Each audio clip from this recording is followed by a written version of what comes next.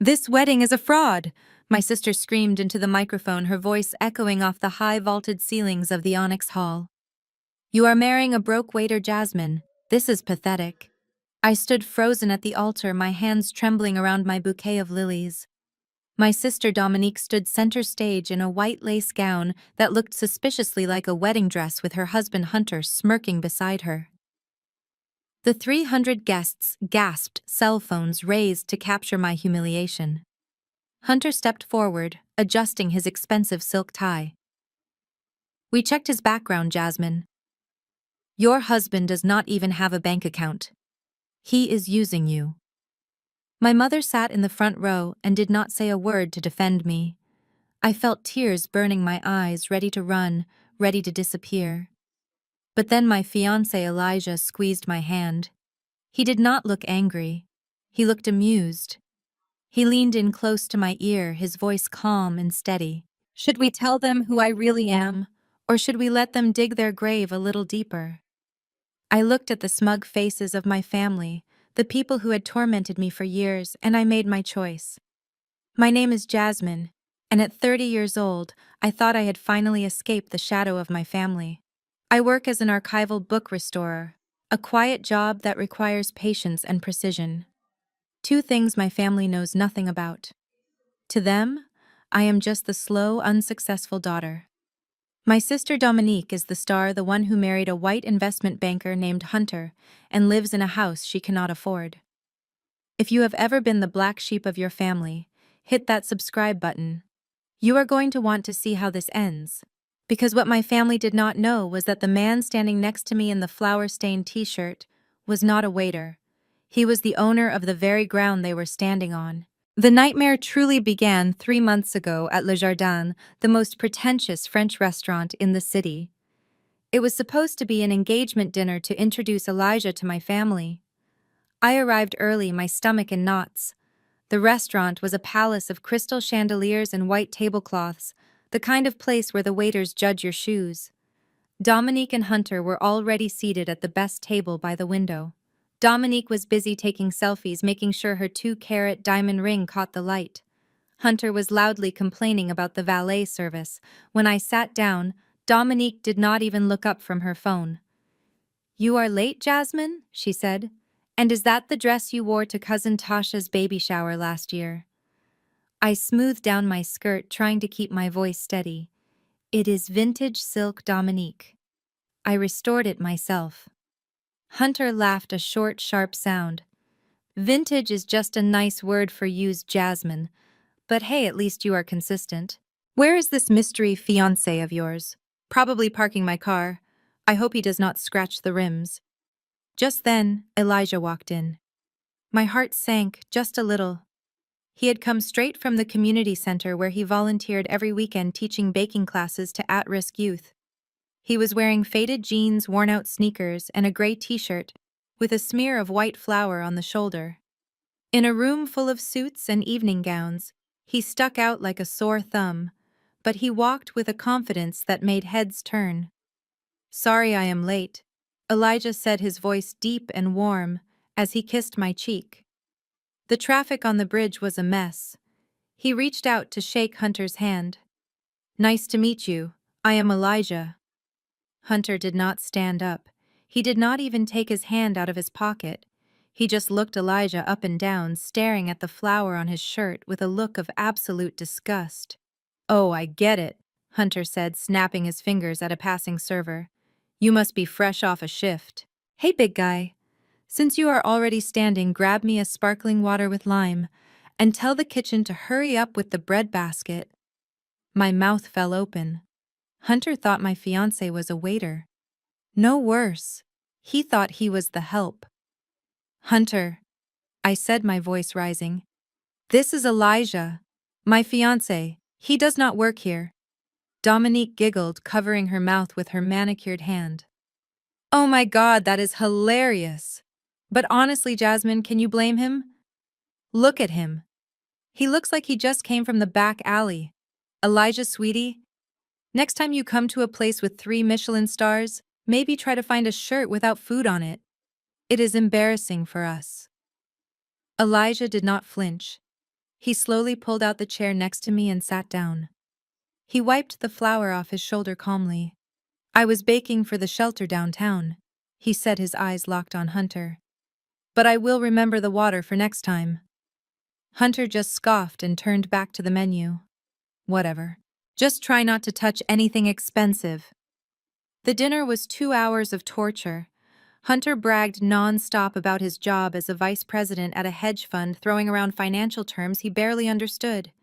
He talked about his golf trips, his new Tesla, and how much he hated lazy people who expect handouts.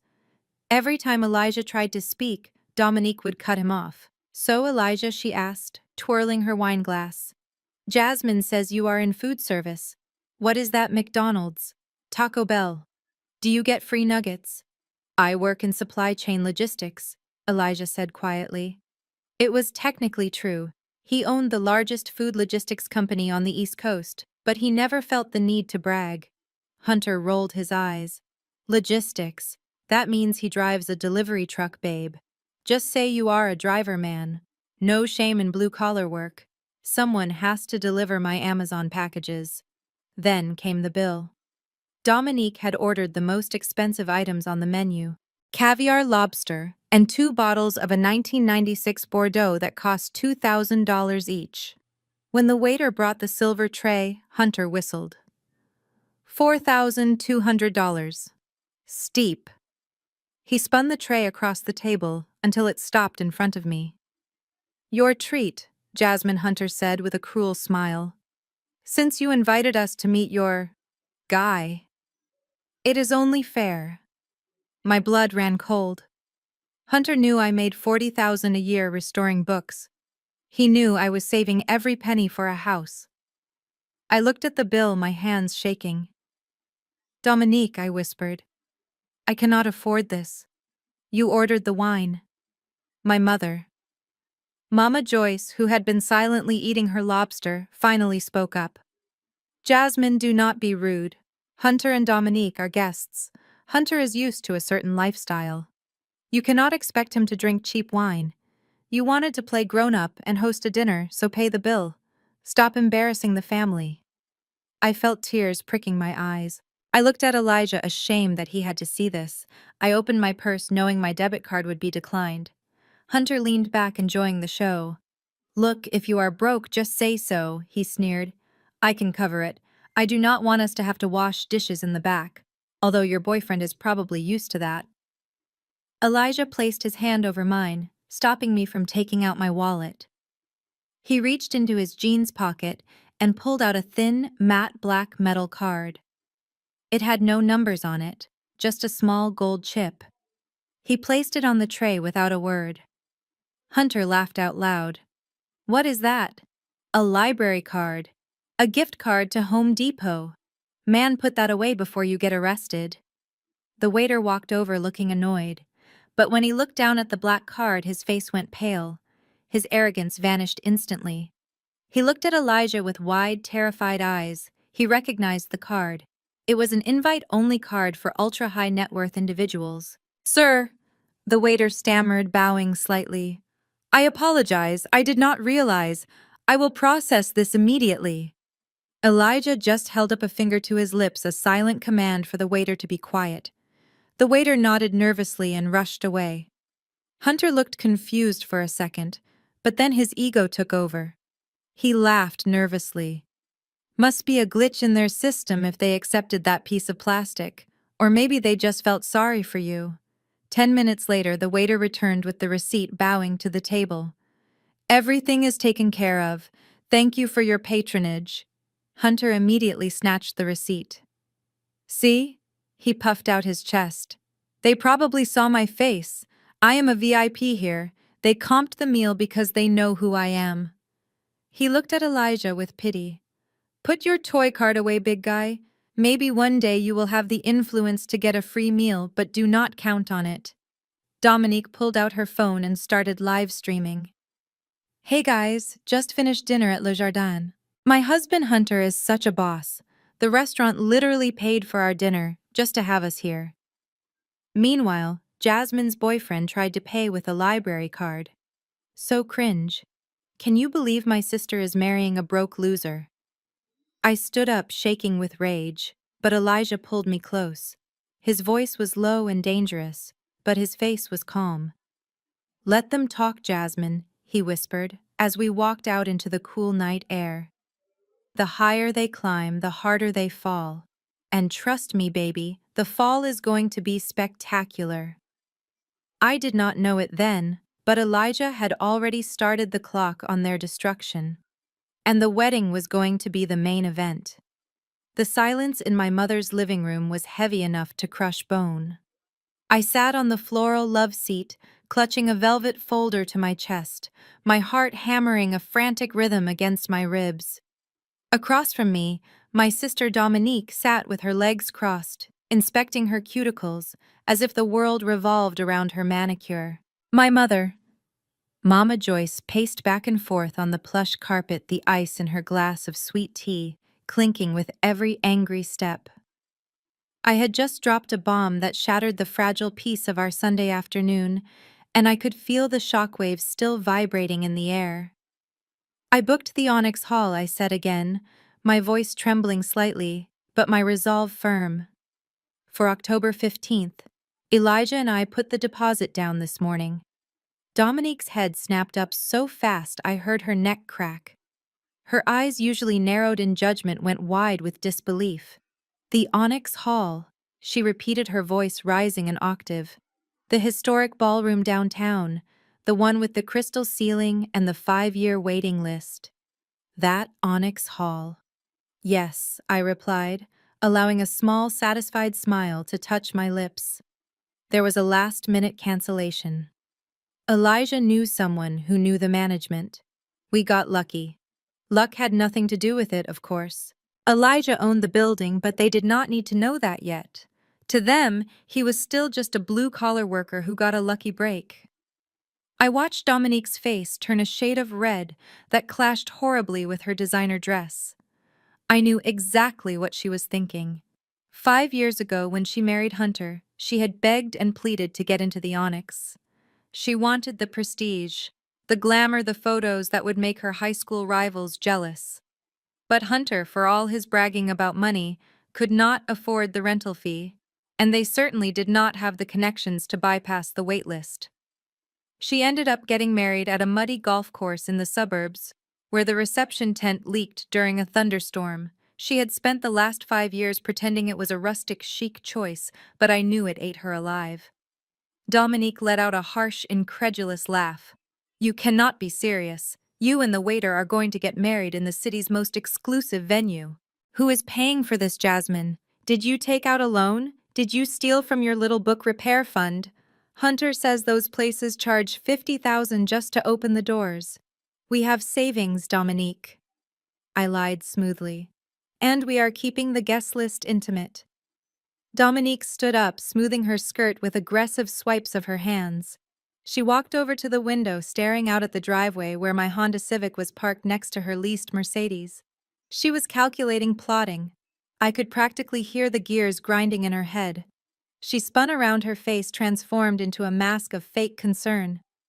October 15th, she said slowly, tapping a finger against her chin. Oh, Jasmine. Honey. You cannot get married on October 15th. Why not? I asked, bracing myself. Because of the retrograde, she said, as if it were the most obvious thing in the world. Mercury is in retrograde that week, and the moon is waning. It is terrible feng shui. If you get married on that day, your marriage is doomed to fail. I read an article about it just yesterday. It brings poverty and infidelity. I stared at her. You have got to be kidding me. You do not even believe in astrology. I believe in protecting my little sister, she said, her voice dripping with artificial sweetness. Look, I am doing you a favor. You need to cancel that date. Move it to, say, next spring. Do it at the community park near the lake. It is much more your speed. It is casual, relaxed. You can have food trucks. Elijah would feel so much more comfortable there, do not you think? He would not have to worry about using the wrong fork. I gripped the velvet folder tighter. I am not moving the date, Dominique. And I am certainly not getting married in a park. Mama Joyce stopped pacing. She set her glass down on the coaster with a sharp thud. Listen to your sister Jasmine. She knows about these things. She moves in high society circles. She knows what is appropriate. This isn't about astrology, is it? I challenged, looking directly at Dominique. You just cannot stand the fact that I got the venue you wanted. Dominique's face hardened. The mask of concern dropped, revealing the ugly jealousy underneath. You think you are better than me, she spat, just because you scraped together a deposit for a fancy room. But let's be real, Jasmine. It is a waste. A total waste. You are marrying a nobody. Putting a waiter in a tuxedo does not make him a prince. It makes him a servant playing dress-up. And then she smiled.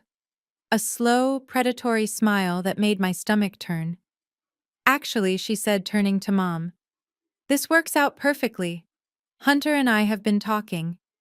We have been going through a rough patch lately. His work is stressful and we have grown distant. We need something to bring us back together. We were thinking of doing a vow renewal ceremony, a recommitment to our love. She took a step toward me. And October 15th is our 5.5-year anniversary.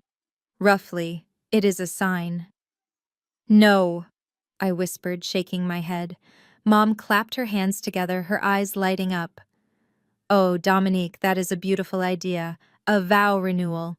That is exactly what you two need to solidify your status.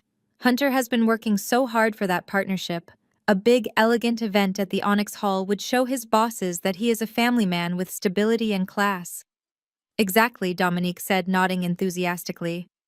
We can invite his partners, the investors. It would be a networking goldmine.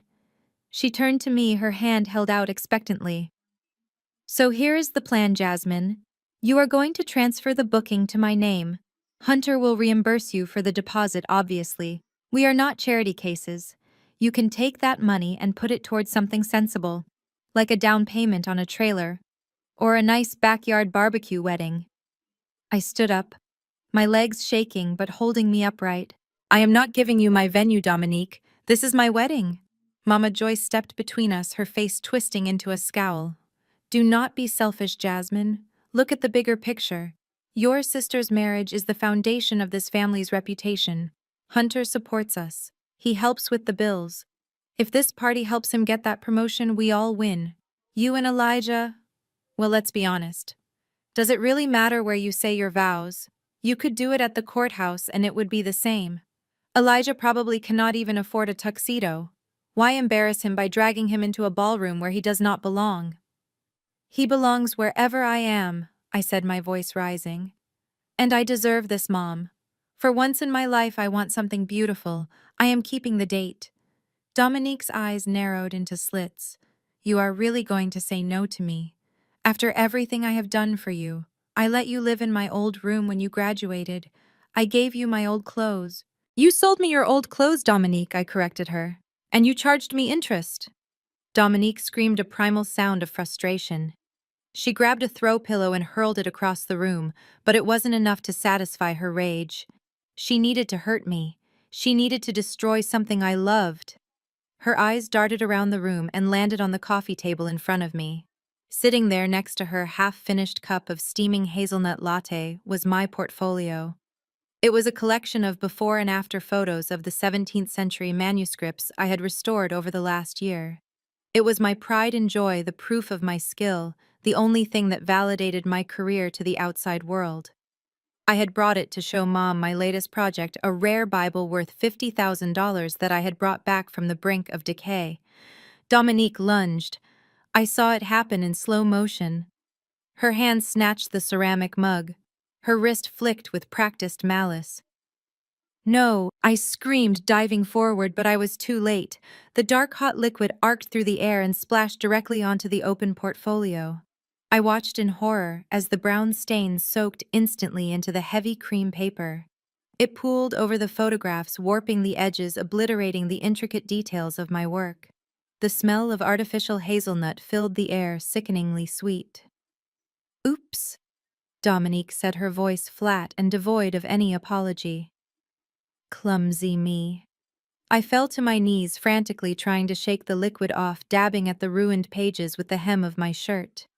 Months of documentation, irreplaceable records of my craftsmanship, ruined in a second of petty spite. My hands were shaking so hard I could barely breathe. Tears, hot and angry, blurred my vision. I looked up at her. She was standing over me, smirking. Mom was just standing there, sipping her tea, looking away as if she saw nothing. "You did that on purpose," I whispered, my voice choking with a sob. "Maybe if you were not so clumsy with your choices, accidents would not happen." Dominique shrugged. "Look at it this way, Jasmine. Now you do not have to worry about your little scrapbook. You can focus on what is important, transferring that venue to me." She leaned down, her face inches from mine. Her perfume was overpowering, expensive, and cold. "Listen to me, little sister. You are playing a game you cannot win. You think booking a fancy room makes you one of us. It does not. You are pathetic. You are a joke. And if you do not call the Onyx tomorrow morning and change that name on the reservation, I will make your life a living hell. I will tell everyone about that little incident in college. I will tell Elijah lies that will make him run so fast he leaves skid marks." She straightened up and stepped over my ruined portfolio as if it were trash. "We need that venue, Jasmine. Do the right thing, or you will not have a family to invite to your little park wedding anyway." I stayed on the floor, listening to the click of her heels fading down the hallway. I looked at the ruined pages, the brown stains spreading like a disease. I wiped my tears. I did not feel sad anymore. I felt something else, something cold and hard settling in my chest. They wanted a war. They wanted to take the one thing I had built for myself. I pulled out my phone. My thumb hovered over Elijah's contact name. I wasn't going to tell him to cancel. I was going to tell him to double the budget. I stood up, leaving the ruined portfolio on the floor as a monument to their cruelty. I walked to the door, not saying a word to my mother, who was now pretending to read a magazine. "You will regret this," Dominique shouted from the top of the stairs as I opened the front door. I walked out into the cool evening air. "No, Dominique," I whispered to myself as I got into my car. "You are the one who is going to regret this.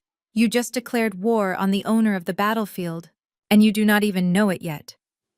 The elevator ride to the 45th floor of the Sterling Financial Tower was silent and suffocating. My ears popped as we ascended, a physical reminder of how far out of our element we were supposed to feel. Elijah stood next to me, wearing a simple navy polo shirt and chinos, looking completely relaxed. I, on the other hand, was gripping the strap of my purse so hard my knuckles were white. Hunter had summoned us here in the middle of a workday. He said it was an emergency family matter, but looking at the polished steel doors and the security cameras watching our every move, it felt more like a sentencing hearing. When the doors opened, we were greeted by a receptionist who looked like she had stepped out of a fashion magazine. She barely glanced at us before pointing toward the double-glass doors at the end of the hall. "He is expecting you," she said, her voice devoid of warmth. "Go right in." Hunter's office was designed to intimidate. 3 walls were floor-to-ceiling glass, offering a panoramic view of the city skyline, a visual metaphor for how he saw himself above everyone else. Hunter was sitting behind a massive mahogany desk, his feet propped up on the polished wood, ankles crossed. He was talking loudly into a headset, laughing at something the person on the other end had said. He saw us walk in but did not move his feet. He just held up a finger, signaling us to wait. We stood there for 5 full minutes while he discussed golf handicaps and stock options. It was a power play, plain and simple. He wanted us to know that our time was worthless compared to his. Finally, he tapped the headset and tossed it onto the desk. "Well, look who finally made it," Hunter said, swinging his legs down and leaning forward. "The happy couple. Or should I say the delusionally happy couple?" I straightened my spine. "What do you want, Hunter? I have work to do." Hunter chuckled, shaking his head. "Restoring old dusty books is hardly work, Jasmine. It is a hobby. Real work happens in places like this." He gestured grandly around the room. "But that is actually why I called you here. I have been thinking a lot about our conversation at Mom's house, about the wedding, about the venue. He opened a leather folder on his desk and slid a piece of paper toward us. It was an employment contract. I know things are tight for you two. Hunter continued, his tone dripping with fake sympathy. Dominique tells me Elijah here is practically unemployed. Volunteering at a soup kitchen is noble, sure, but it does not pay the rent, and it certainly does not pay for the Onyx Hall. So I decided to step up. I am a generous guy after all. I looked down at the paper. It was a contract for a night security guard position at this very building. I pulled some strings with the building management, Hunter said, puffing out his chest. It is a graveyard shift, 11 p.m. to 7 a.m. Mostly checking badges and making sure the janitors do not steal anything. But here is the kicker. He paused for dramatic effect. It pays $18 an hour. He looked at Elijah, expecting gratitude. That is almost double minimum wage, big guy. A real career path. You stick with it for 10 years, maybe you make shift supervisor. It is a golden ticket for a guy with your background. Elijah did not blink. He looked at the contract, his face unreadable. You want me to work security here? Elijah asked, his voice calm. Hunter nodded enthusiastically. It is a quid pro quo, Elijah. That is Latin. It means I help you, you help me. See, I get you this job, which creates a stable income for my sister-in-law. In exchange, you two do the responsible thing and transfer the Onyx Hall reservation to Dominique and me. There it was. The trap. Think about it, Jasmine, Hunter said, turning his gaze to me. You cannot afford that wedding. Even if you scrape every penny, you will start your marriage in debt. With this job, Elijah can actually contribute. You give us the venue, we take over the payments, and you get a husband who is gainfully employed. Everyone wins, especially you, since you stop living in Fantasyland. My blood boiled. He was not offering a job, he was offering a leash. He wanted to humiliate Elijah, turn him into a servant in his own building, all to steal my wedding date. I opened my mouth to tell him exactly where he could shove his contract, but Elijah stepped forward. Interesting offer, Elijah said. He reached over and picked up a red marker from Hunter's desk. May I? Hunter smirked. Sure. Sign on the dotted line at the bottom. Do not worry about reading the fine print, it is standard legal stuff. Probably too complex for you anyway. Elijah did not sign. Instead, he began to read. He read slowly, his eyes scanning every line. The room was silent save for the hum of the air conditioning. Hunter started to look annoyed. Just sign it, man. I have a lunch meeting in 10 minutes. Elijah uncapped the red marker. Actually, Hunter, there are a few issues here. He drew a sharp red circle around a paragraph on the first page. This clause about overtime is interesting. It states that overtime is calculated bi-weekly, not weekly. That is a violation of state labor laws for hourly contractors. Hunter blinked, confused. What are you talking about? Elijah flipped the page. Slash of red ink. And here. You have listed the uniform deduction as mandatory. Under current legislation, if the uniform is required for the job, the employer cannot deduct the cost if it drops the employee's effective wage below a certain threshold. At $18 an hour, this deduction is borderline illegal. Hunter sat up straighter, his feet dropping to the floor. Hey, stop marking up the paper. That is an official document. Elijah ignored him. He circled a figure on the compensation table. And this pay structure, it seems the security firm is classified as a subsidiary of the parent holding company to avoid payroll taxes. He looked up at Hunter, and for the first time, I saw a flash of the predator behind Elijah's calm eyes. Tell me, Hunter, does your compliance officer know that your vendors are structuring their payroll this way? Because if an audit were to happen, the liability would roll up to the primary leaseholder, which is your firm. Hunter's face went from smug to flushed in 3 seconds. He stood up, slamming his hand on the desk. You listen to me, you ungrateful little punk.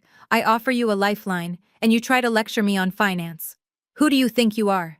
You bake bread for homeless people. You do not know the first thing about corporate liability. Elijah capped the red marker with a satisfying click and tossed it onto the desk. It spun and stopped pointing directly at Hunter. I know enough to know when a contract is garbage, Elijah said coolly. And I know enough to know that $18 an hour is an insult. I decline your offer, Hunter, and we are keeping the venue. Hunter's face turned a dangerous shade of purple. He walked around the desk, getting right in Elijah's face. He was shorter than Elijah by 3 inches, but he tried to compensate with aggression. You are making a big mistake, Hunter hissed. You think you are smart. You are nothing. I run this town. I can make sure you never get hired anywhere in this city. You are going to beg me for this job in a month when you are starving. Elijah looked down at him not with fear, but with pity. It was the look a lion gives a yapping chihuahua. I doubt that Elijah said, Come on, Jasmine. The air in here is stale. We turned to leave. As we reached the glass doors, Hunter screamed after us, Get out! And do not think this is over. I am calling your mother Jasmine. I am going to tell her exactly how you threw away this opportunity. You are selfish, both of you. The receptionist stared at us as we walked past, her mouth slightly open. We stepped into the elevator, and as the doors slid shut, cutting off the sound of Hunter's shouting, I leaned against the wall and let out a breath I had been holding for 20 minutes. I looked at Elijah. He was checking his watch, looking as unbothered as if he had just checked the weather. How did you know all that? I asked, staring at him. About the labor laws and the payroll taxes. Elijah smiled a small, secret smile that made my heart flutter. I do a lot of reading, Jasmine. You know that. Besides, bad management is easy to spot if you know where to look. He took my hand, his grip warm and reassuring. Do not worry about him. Hunter is a man building a house on sand. He thinks he is the king of the castle, but he does not realize the tide is coming in. By the time we got to the parking garage, my phone was already blowing up. 12 missed calls from Mama Joyce. A text message from Dominique that just said, You are dead to us. I looked at the notifications and then turned my phone off. Let them call, I said, tossing the phone into the back seat. I am hungry. You want to get lunch? Elijah laughed, starting the car. I know a place. It is not Le Jardin, but the owner treats me a lot better. As we drove out of the underground garage, I looked back at the towering glass skyscraper. Somewhere on the 45th floor, Hunter was probably screaming into his phone, spinning a web of lies to turn my family against me. He thought he had won. He thought he had crushed us. But as I watched Elijah drive calm and confident, I knew the truth. Hunter had just picked a fight with the only man in the city who could buy his entire world and shut it down. And the best part was he didn't even see it coming. The air inside the bridal salon smelled of lavender, expensive champagne, and quiet judgment. This was the kind of place where appointments were made 6 months in advance, and the price tags did not exist, because if you had to ask, you were in the wrong zip code. I had booked this appointment alone, craving just one afternoon of peace, to find the dress I would wear, to marry the man I loved. But peace was a luxury my family refused to let me have. When I arrived, my sister Dominique and my mother, Mama Joyce, were already sitting on the plush velvet sofa in the private viewing suite. They were sipping the complimentary sparkling wine as if they owned the place. Dominique had invited herself, claiming she needed to be there to provide honest consultation since I had zero fashion sense. My mother had just nodded along, saying that a bride needs her family, even if that family treats her like a charity case. Oh good, you are finally here, Dominique said, not bothering to stand up. Her eyes scanned my outfit, a simple blouse and jeans with open disdain. We were worried you got lost or maybe realized you could not afford to walk through the door. I already told the consultant, a lovely girl named Sarah, not to waste time showing you the premium collection. We need to stick to the clearance rack. Elijah is on a waiter's salary after all. We do not want to break his piggy bank. I greeted Sarah, the consultant, who looked uncomfortable witnessing the family dynamic. I am looking for something timeless, I told her. Silk, maybe crepe? No heavy beading. Dominique snorted into her glass. Timeless. Honey, you need structure. You have broad shoulders and let's be honest, you have put on weight since the engagement. Stress eating, I assume. Sarah, bring her something with sleeves. Long sleeves. And a high neck. We need to cover up as much as possible. She needs a ball gown silhouette to hide those hips. I stood there feeling the familiar heat rising in my cheeks.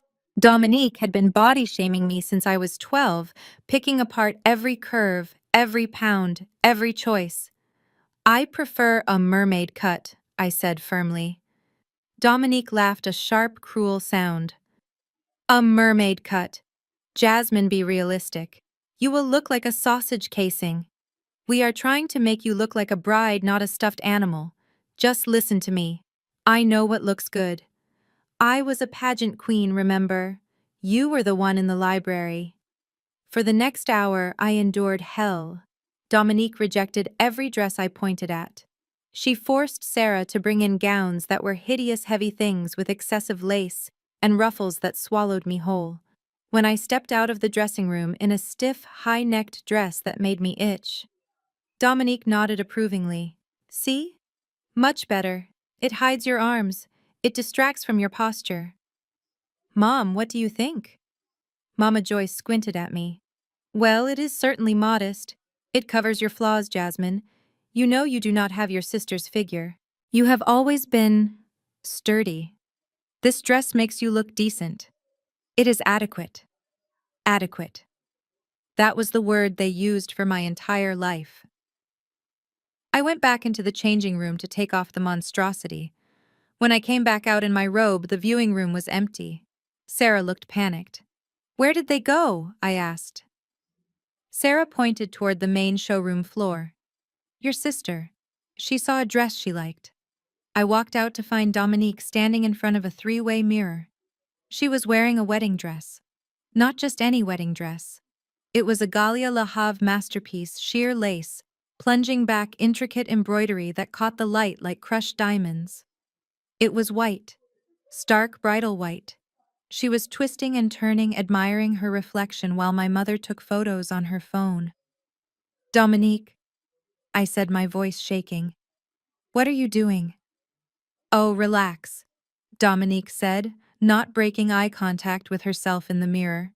I just wanted to see how it fit. Hunter and I are doing the vow renewal at the Onyx Hall, remember? I need something spectacular. Since I'm taking over your venue, I might as well look the part. You are trying on wedding dresses at my bridal appointment? I asked, incredulous. Well, someone has to look good today, she retorted. Besides, look at this. It fits me perfectly. No alterations needed. This is what a bride is supposed to look like, Jasmine. Effortless, slim, radiant. Honestly, I might just buy this today. I could even wear it to your wedding. You know, to elevate the photos. You are going to be in that frumpy clearance dress, so having me in this will give the guests something beautiful to look at. My mother nodded in agreement. It is stunning, Dominique. You look like an angel. Jasmine, you should be happy your sister is so stylish. She can give you tips on how to carry yourself. Something inside me snapped. Not a loud screaming snap, but a quiet, definitive break. I looked at my sister preening in a white gown at my appointment, trying to steal the one moment that was supposed to be mine. I looked at my mother enabling her narcissism, and then I remembered who I was. I was not just Jasmine the doormat. I was a master archivist. I restored million-dollar manuscripts for museums. I knew quality. I knew luxury. And I had my own money, plenty of it sitting in an investment account they knew nothing about. I turned to Sarah. Take that dress off of her, please. It is a sample size and she is stretching the seams. Dominique's jaw dropped. Excuse me. And Sarah, I continued, my voice calm and authoritative. I am done with the clearance rack. Bring me the Amsale gown from the window, the silk file trumpet gown with the architectural back. Sarah hesitated. Ma'am, that gown is from the new couture collection. It is $6,000. I know, I said. Bring it. And bring a bottle of the vintage champagne you keep in the back for the VIP clients. Not this sparkling wine. Dominique laughed nervously. Jasmine, stop acting crazy. You cannot afford a $6,000 dress. Elijah will have a heart attack. You are going to bankrupt him before the wedding even starts. I ignored her. I went back into the dressing room. When Sarah helped me into the Amsale gown, I felt a shift. The silk was heavy and cool against my skin. The structure was impeccable. It didn't hide my body. It celebrated it. The trumpet flare balanced my shoulders perfectly. I looked like a statue, a work of art. I looked powerful. When I stepped out onto the pedestal, the room went silent. For a split second, I saw genuine shock in Dominique's eyes. She knew deep down that I looked incredible, but she could never admit it. It is a bit much, isn't it? Dominique sniffed, crossing her arms over the white dress she was still wearing. It looks pretentious. And it is too tight in the hips. You look like you are trying too hard to be wealthy. Stick to your lane, Jasmine. I signaled Sarah. I will take it, and I will take the cathedral veil with the pearl inlay. Mom gasped. Jasmine, have you lost your mind? That is thousands of dollars. You cannot put that on a credit card. Hunter is not going to bail you out when the bill comes. I do not need Hunter, Mom. I walked to the register still in the dress. I pulled out my own card. Not Elijah's black card. My card. The one connected to the account where I deposited the bonuses from my private restoration commissions in Europe. Dominique watched me swipe the card. She waited for the decline. She wanted the decline. She wanted to laugh. Approved. The machine beeped. Sarah smiled. I will have this pressed and shipped to your address, Jasmine. You look breathtaking. I turned to Dominique, who looked like she had swallowed a lemon. You should take that off, Dominique. White really isn't your color. It highlights the jealousy in your complexion. I went back to the dressing room, changed into my jeans, and walked out without waiting for them. I felt lighter than air. I had the dress. I had the power. But as I drove home, my phone buzzed. It was an Instagram notification. Dominique had posted a photo. It was a picture of me. Not in the stunning Amsale gown I had bought, but a sneak photo she had taken when I was trying on the first hideous, ill-fitting ruffled dress she had forced me into. My posture looked slumped. The lighting was unflattering, and the dress looked cheap and ridiculous. The caption read, "Helping my baby sister pick a dress for her big day. It is a struggle to find something that works with her. Unique shape and budget. But we are trying #bridezilla, /charity, work, /sisters. Pray for her fashion sense." Comments were already rolling in from her friends and our extended family.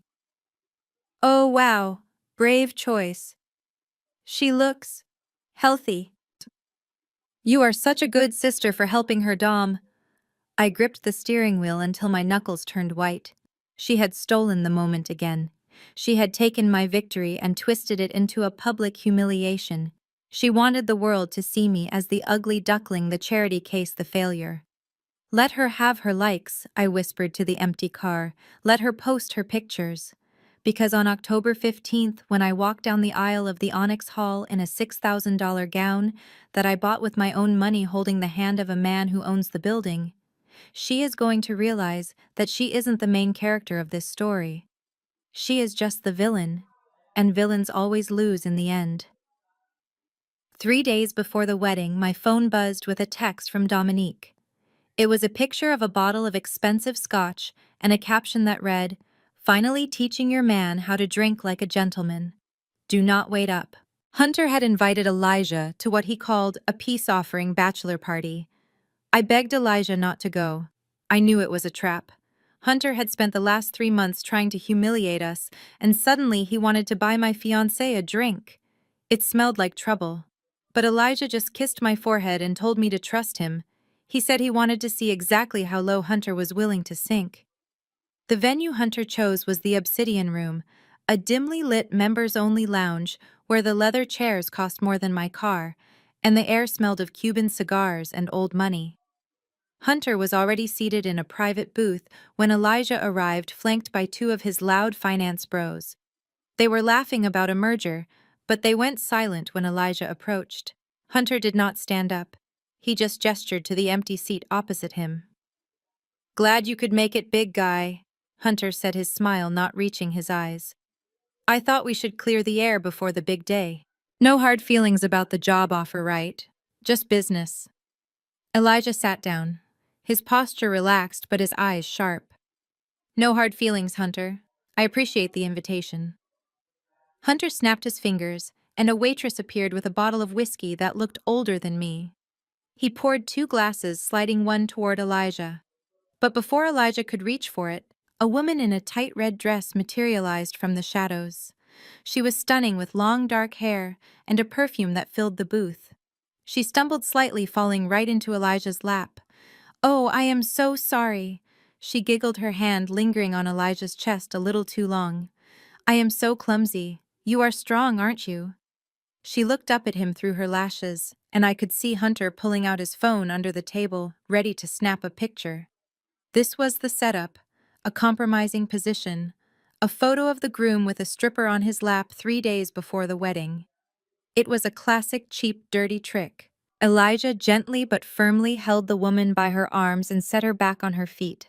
He didn't look flustered. He didn't look tempted. He looked bored.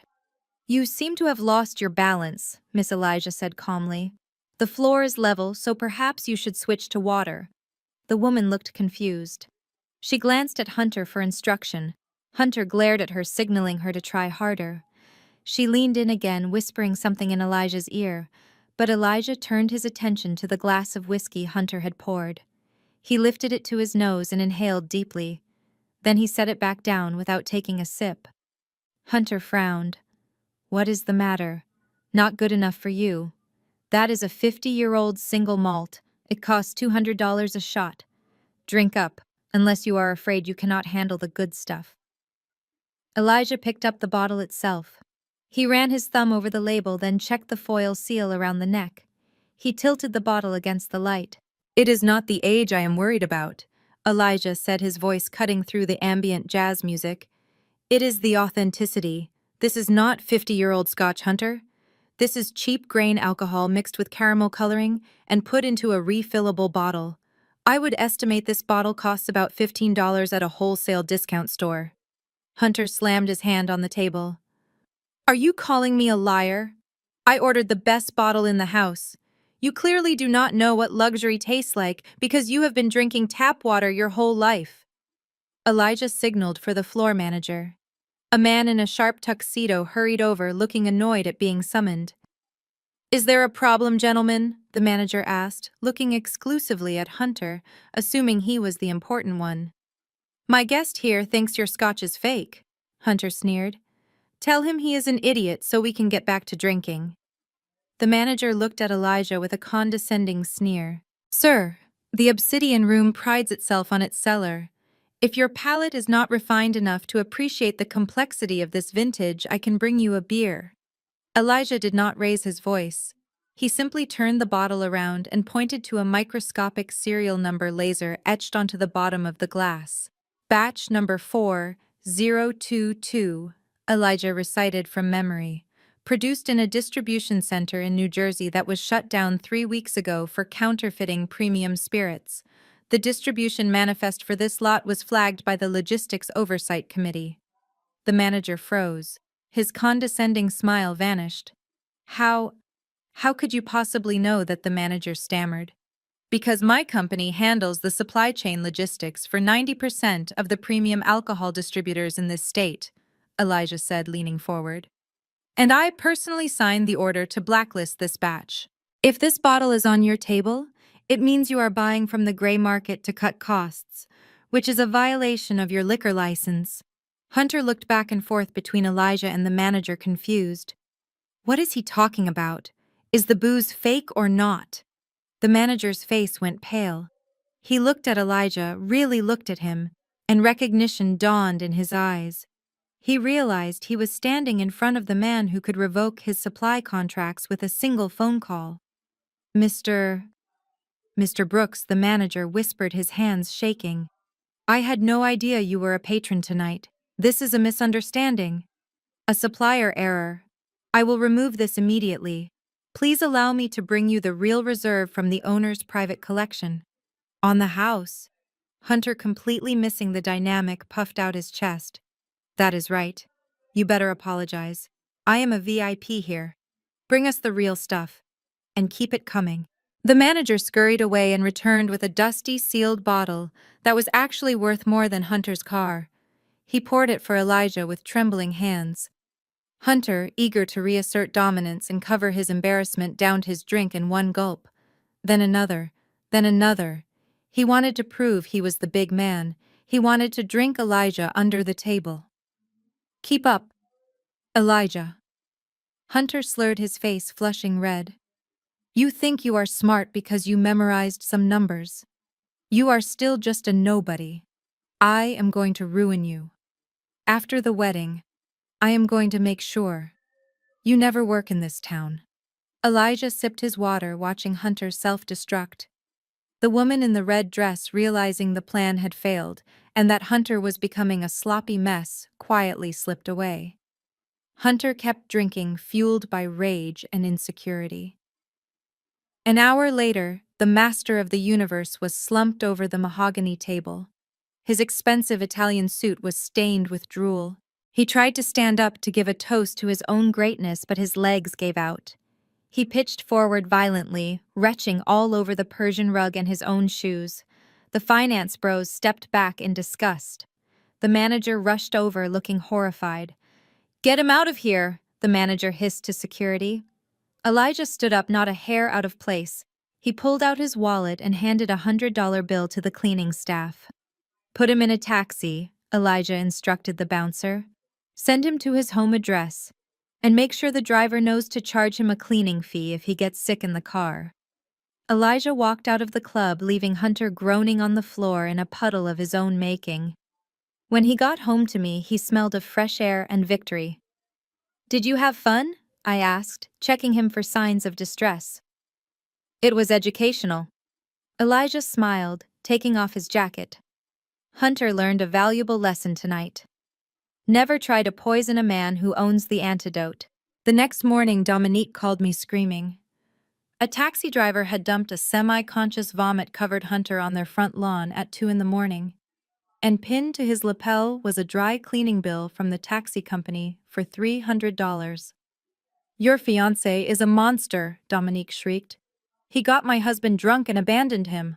I looked at Elijah, who was making pancakes in our kitchen, humming a soft tune. "He didn't abandon him, Dominique," I said calmly. "He just returned the package. Logistics, remember. Elijah is very good at delivery." The night before our wedding, the air in the private dining room was thick enough to cut with a knife. We were at a steakhouse that Hunter had selected mostly because he wanted to flirt with the hostesses and show off his platinum credit card. My mother, Mama Joyce, sat at the head of the table, rearranging the floral centerpieces because she claimed they were not symmetrical enough. Dominique was busy critiquing the menu, complaining loudly that the filet mignon was overpriced for a domestic cut. Beside me, Elijah sat quietly, holding my hand under the tablecloth. He looked handsome in his simple button-down shirt, but to my family he was just a prop, a placeholder groom who was lucky to be invited to his own dinner. The tension shifted when Hunter stood up. He tapped his knife against his wine glass, the sharp, clinking sound silencing the room. He adjusted his silk tie and puffed out his chest, looking like a rooster preparing to crow. He had that gleam in his eye, the one that meant he was about to talk about himself. "Family," Hunter began, his voice booming. "I know we are here to rehearse for tomorrow, but I have some news that is honestly bigger than a wedding. I wanted to share it with you all, because, well, I am the one carrying this family to the promised land." Dominique clapped her hands excitedly. "Tell them, baby. Tell them what you told me in the car." Hunter grinned, looking directly at my mother. "Mama Joyce, you might want to order the lobster tonight. I am about to become a very rich man. My firm is in the final stages of closing a massive partnership deal with a logistics giant. You might have heard of them. EJ Logistics Group." I felt Elijah's hand tighten slightly around mine. I bit the inside of my cheek to keep my face completely neutral. I took a sip of water to hide the smile that was threatening to break through. EJ Logistics Hunter continued pacing around the table like he was giving a TED Talk. They are the biggest supply chain player on the East Coast. They control everything from farm to table for the entire tri-state area.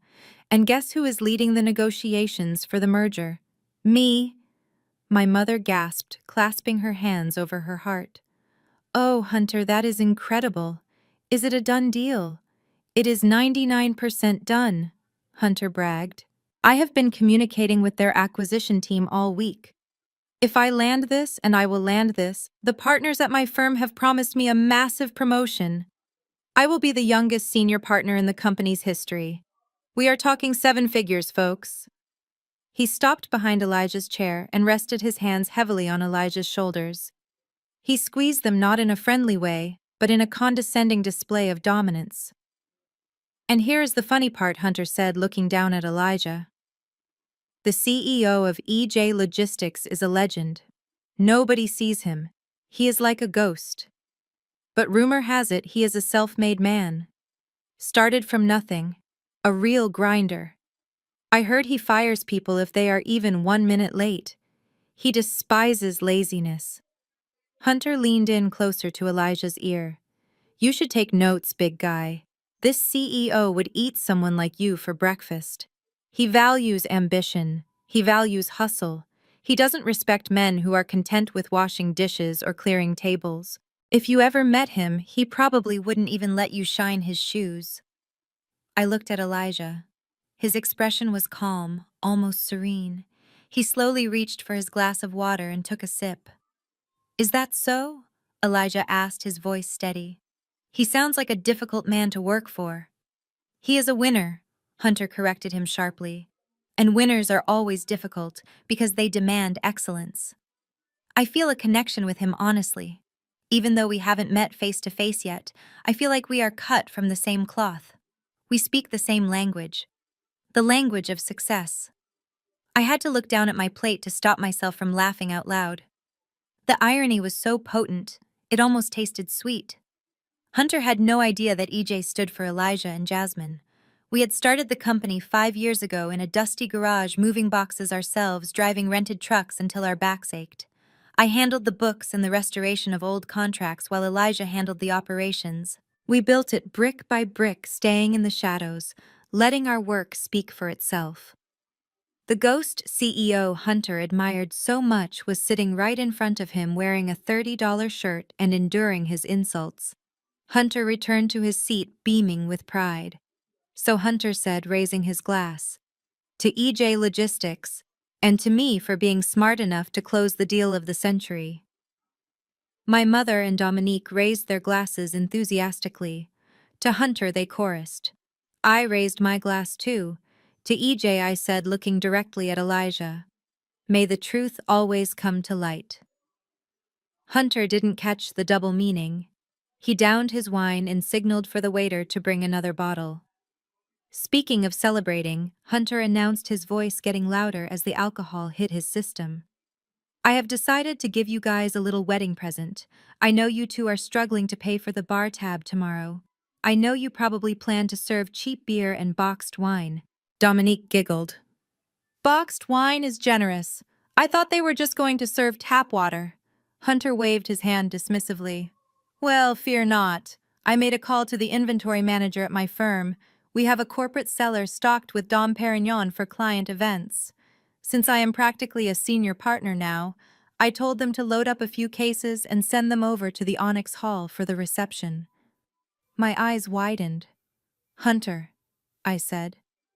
Are you saying you are taking champagne from your company's inventory? Without authorization. Hunter rolled his eyes. Relax, Jasmine. It is called a perk. When you are at my level, nobody counts a few bottles. Besides, I am bringing in millions of dollars with this EJ deal. They owe me. Consider it my donation to the cause. I just want to make sure the guests don't die of thirst while watching you two pretend to be royalty. He looked at Elijah with a smirk. You are welcome, by the way. Try not to drink it all yourself. I know how you people get when you see free stuff. Elijah stared at Hunter, his eyes cold and calculating. "Thank you, Hunter," Elijah said. "That is very revealing of you. I am sure your company appreciates your initiative." Hunter laughed, oblivious to the fact that he had just confessed to embezzlement in front of the owner of the logistics company that audited his firm's supply chain. "Yeah, well, that is the difference between us," Hunter said, leaning back in his chair. "I take what I want. You wait for scraps." The rest of the dinner was a blur of Hunter's arrogance and Dominique's cruel jokes. They talked about how they were going to spend Hunter's bonus. Dominique wanted a new G-Wagon. Hunter wanted a boat. They planned their future on money that didn't exist based on a deal with a man they were actively insulting. As we walked out of the restaurant, the cool night air felt cleansing. Hunter and Dominique stumbled toward the valet, laughing loudly. Hunter shouted something about being the king of the world. Elijah put his arm around my waist and pulled me close. "Are you okay?" he asked softly. I rested my head on his shoulder. "I am better than okay. I just realized something." "What is that?" he asked. "Hunter thinks he is closing a deal with you," I whispered. "But he just signed his own confession." Elijah kissed the top of my head. "He thinks he is a shark, Jasmine. But he forgets that sharks have to keep moving to survive. And tomorrow he is going to hit a wall." We watched them drive away in their leased luxury car, speeding recklessly into the night. They were driving toward a cliff, pressing the gas pedal to the floor, convinced they were flying. And tomorrow at the altar, gravity was finally going to take over. I almost felt sorry for them. Almost. But then I remembered the way he looked at Elijah, the way he called him lazy, the way he stole from his own company to look like a hero. And I knew that when the crash came, I wouldn't look away. I would be sitting in the front row holding the hand of the man who built the wall they were about to hit. The night before my wedding was supposed to be filled with anticipation and joy. It should have been a time for last-minute beauty treatments, sentimental toasts, and nervous excitement about starting a new chapter. Instead, I was sitting in my mother's living room, feeling like a prisoner on death row, waiting for the executioner to arrive. The air in the house was thick with unspoken tension. My mother, Mama Joyce, was aggressively fluffing pillows on the sofa, refusing to look me in the eye.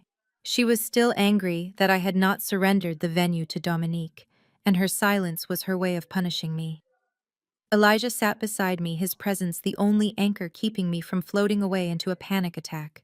We had only stopped by to pick up some family heirlooms that my grandmother had left for me, items my mother had held hostage until the very last minute. I just wanted to get the old pearl earrings and leave, but as usual, escaping this house was never that simple.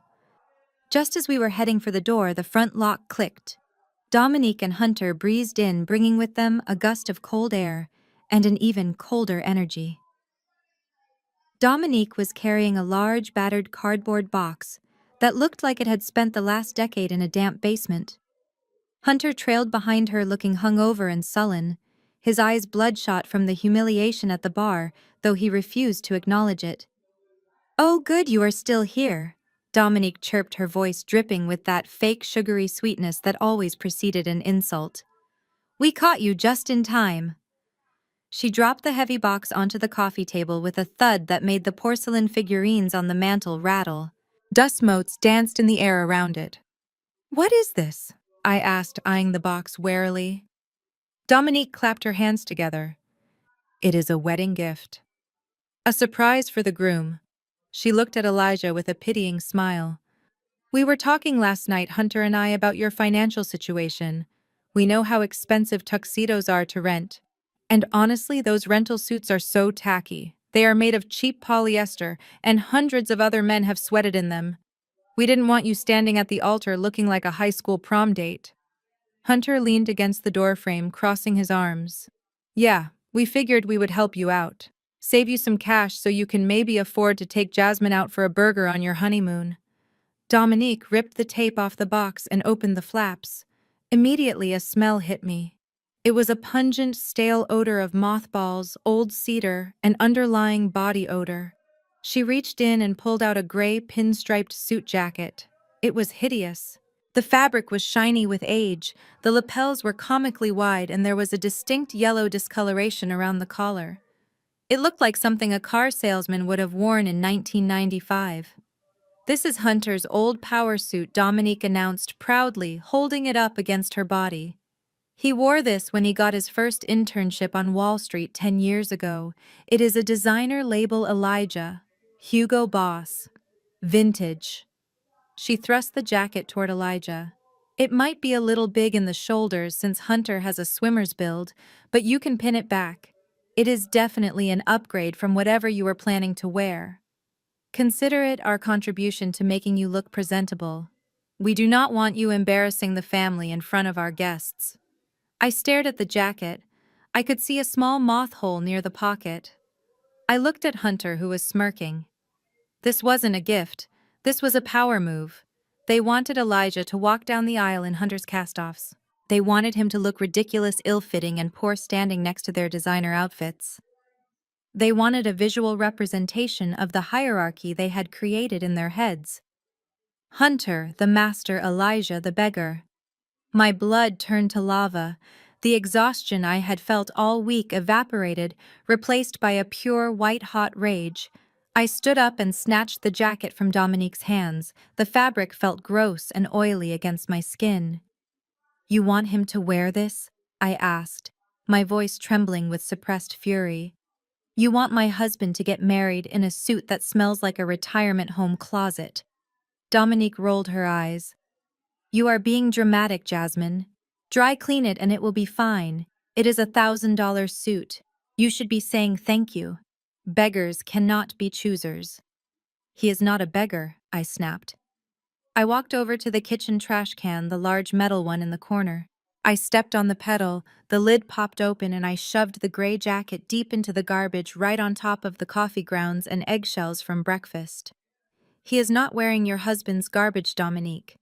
And he is certainly not wearing anything that has touched Hunter's skin." The room went dead silent. You could hear the refrigerator humming. Dominique stared at the trash can, her mouth open in shock. Hunter pushed himself off the wall, his face turning red. "Hey!" he shouted. "That is a classic suit. You just threw away money." My mother, who had been watching from the hallway, suddenly rushed forward. Her face was twisted in anger. She didn't look at the suit. She didn't look at the insult Dominique had just delivered. She only saw me, her scapegoat daughter, defying the golden child.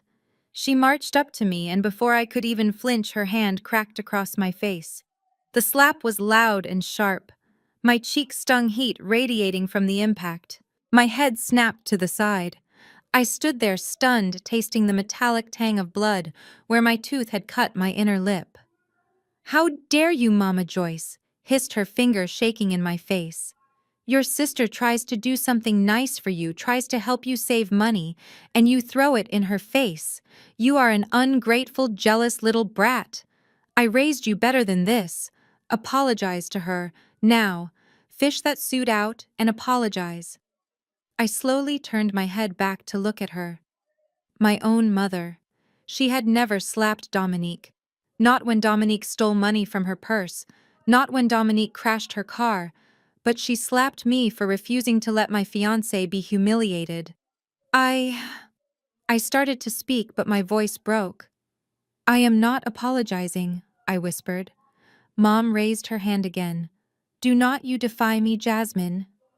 But before her hand could come down a second time, a strong grip caught her wrist in midair. Elijah. He had moved across the room faster than I had ever seen him move.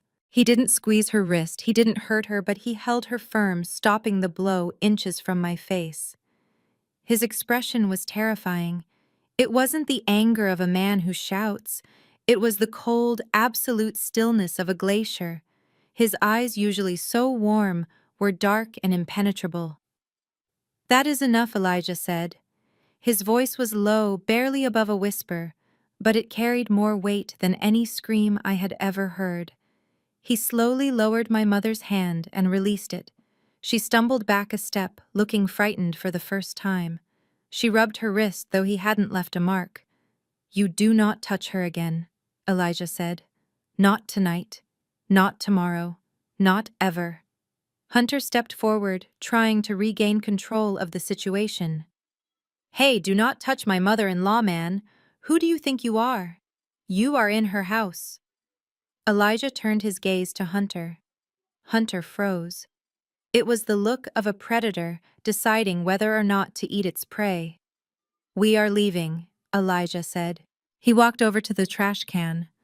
For a second, I thought he was going to take the suit out, but he didn't. He looked at the gray fabric nestled in the garbage, then looked at Dominique. Thank you for the thought, Dominique. Elijah said, his voice smooth and icy. But I do not need Hunter's hand-me-downs. You see, I believe a man's clothes should reflect his true value. He paused, letting the words hang in the air. And frankly, if I wore that suit, I would be depreciating my assets. Tomorrow, I will wear something that matches who I really am. I suggest you do the same. Although I am not sure they make suits that can cover up the kind of ugliness I have seen in this room tonight. Dominique gasped. You arrogant piece of... Elijah didn't let her finish. He took my hand, his grip gentle and protective. Come on, Jasmine. We have a wedding to get to, and we have nothing left to say to these people until I see them at the altar. He led me out the front door, past my mother who was still clutching her chest, past Hunter who was fuming impotently, and past Dominique who was staring at the trash can where her power move lay rotting among the refuse. As we walked to the car, the night air cooled my burning cheek. I started to cry silent tears of shock and pain. Elijah stopped at the driver's side door. He pulled me into his arms and held me tight. I buried my face in his chest, smelling his clean soap and the fresh scent of the night, washing away the smell of that old moth-eaten suit. I am sorry, I sobbed. I am so sorry you have to deal with them. Shh, Elijah whispered, stroking my hair. Do not be sorry. Be ready. Ready for what I asked, looking up at him. He wiped the tear from my cheek with his thumb, his eyes fierce in the moonlight. Ready for tomorrow. They wanted to show Jasmine. They wanted to see us crumble. But tomorrow when those doors open, they are going to realize they spent their whole lives betting against the house, and the house always wins. He opened the car door for me. Go get some sleep, Mrs. Brooks. You have a very big day ahead of you. And trust me, that slap was the last thing your mother will ever give you.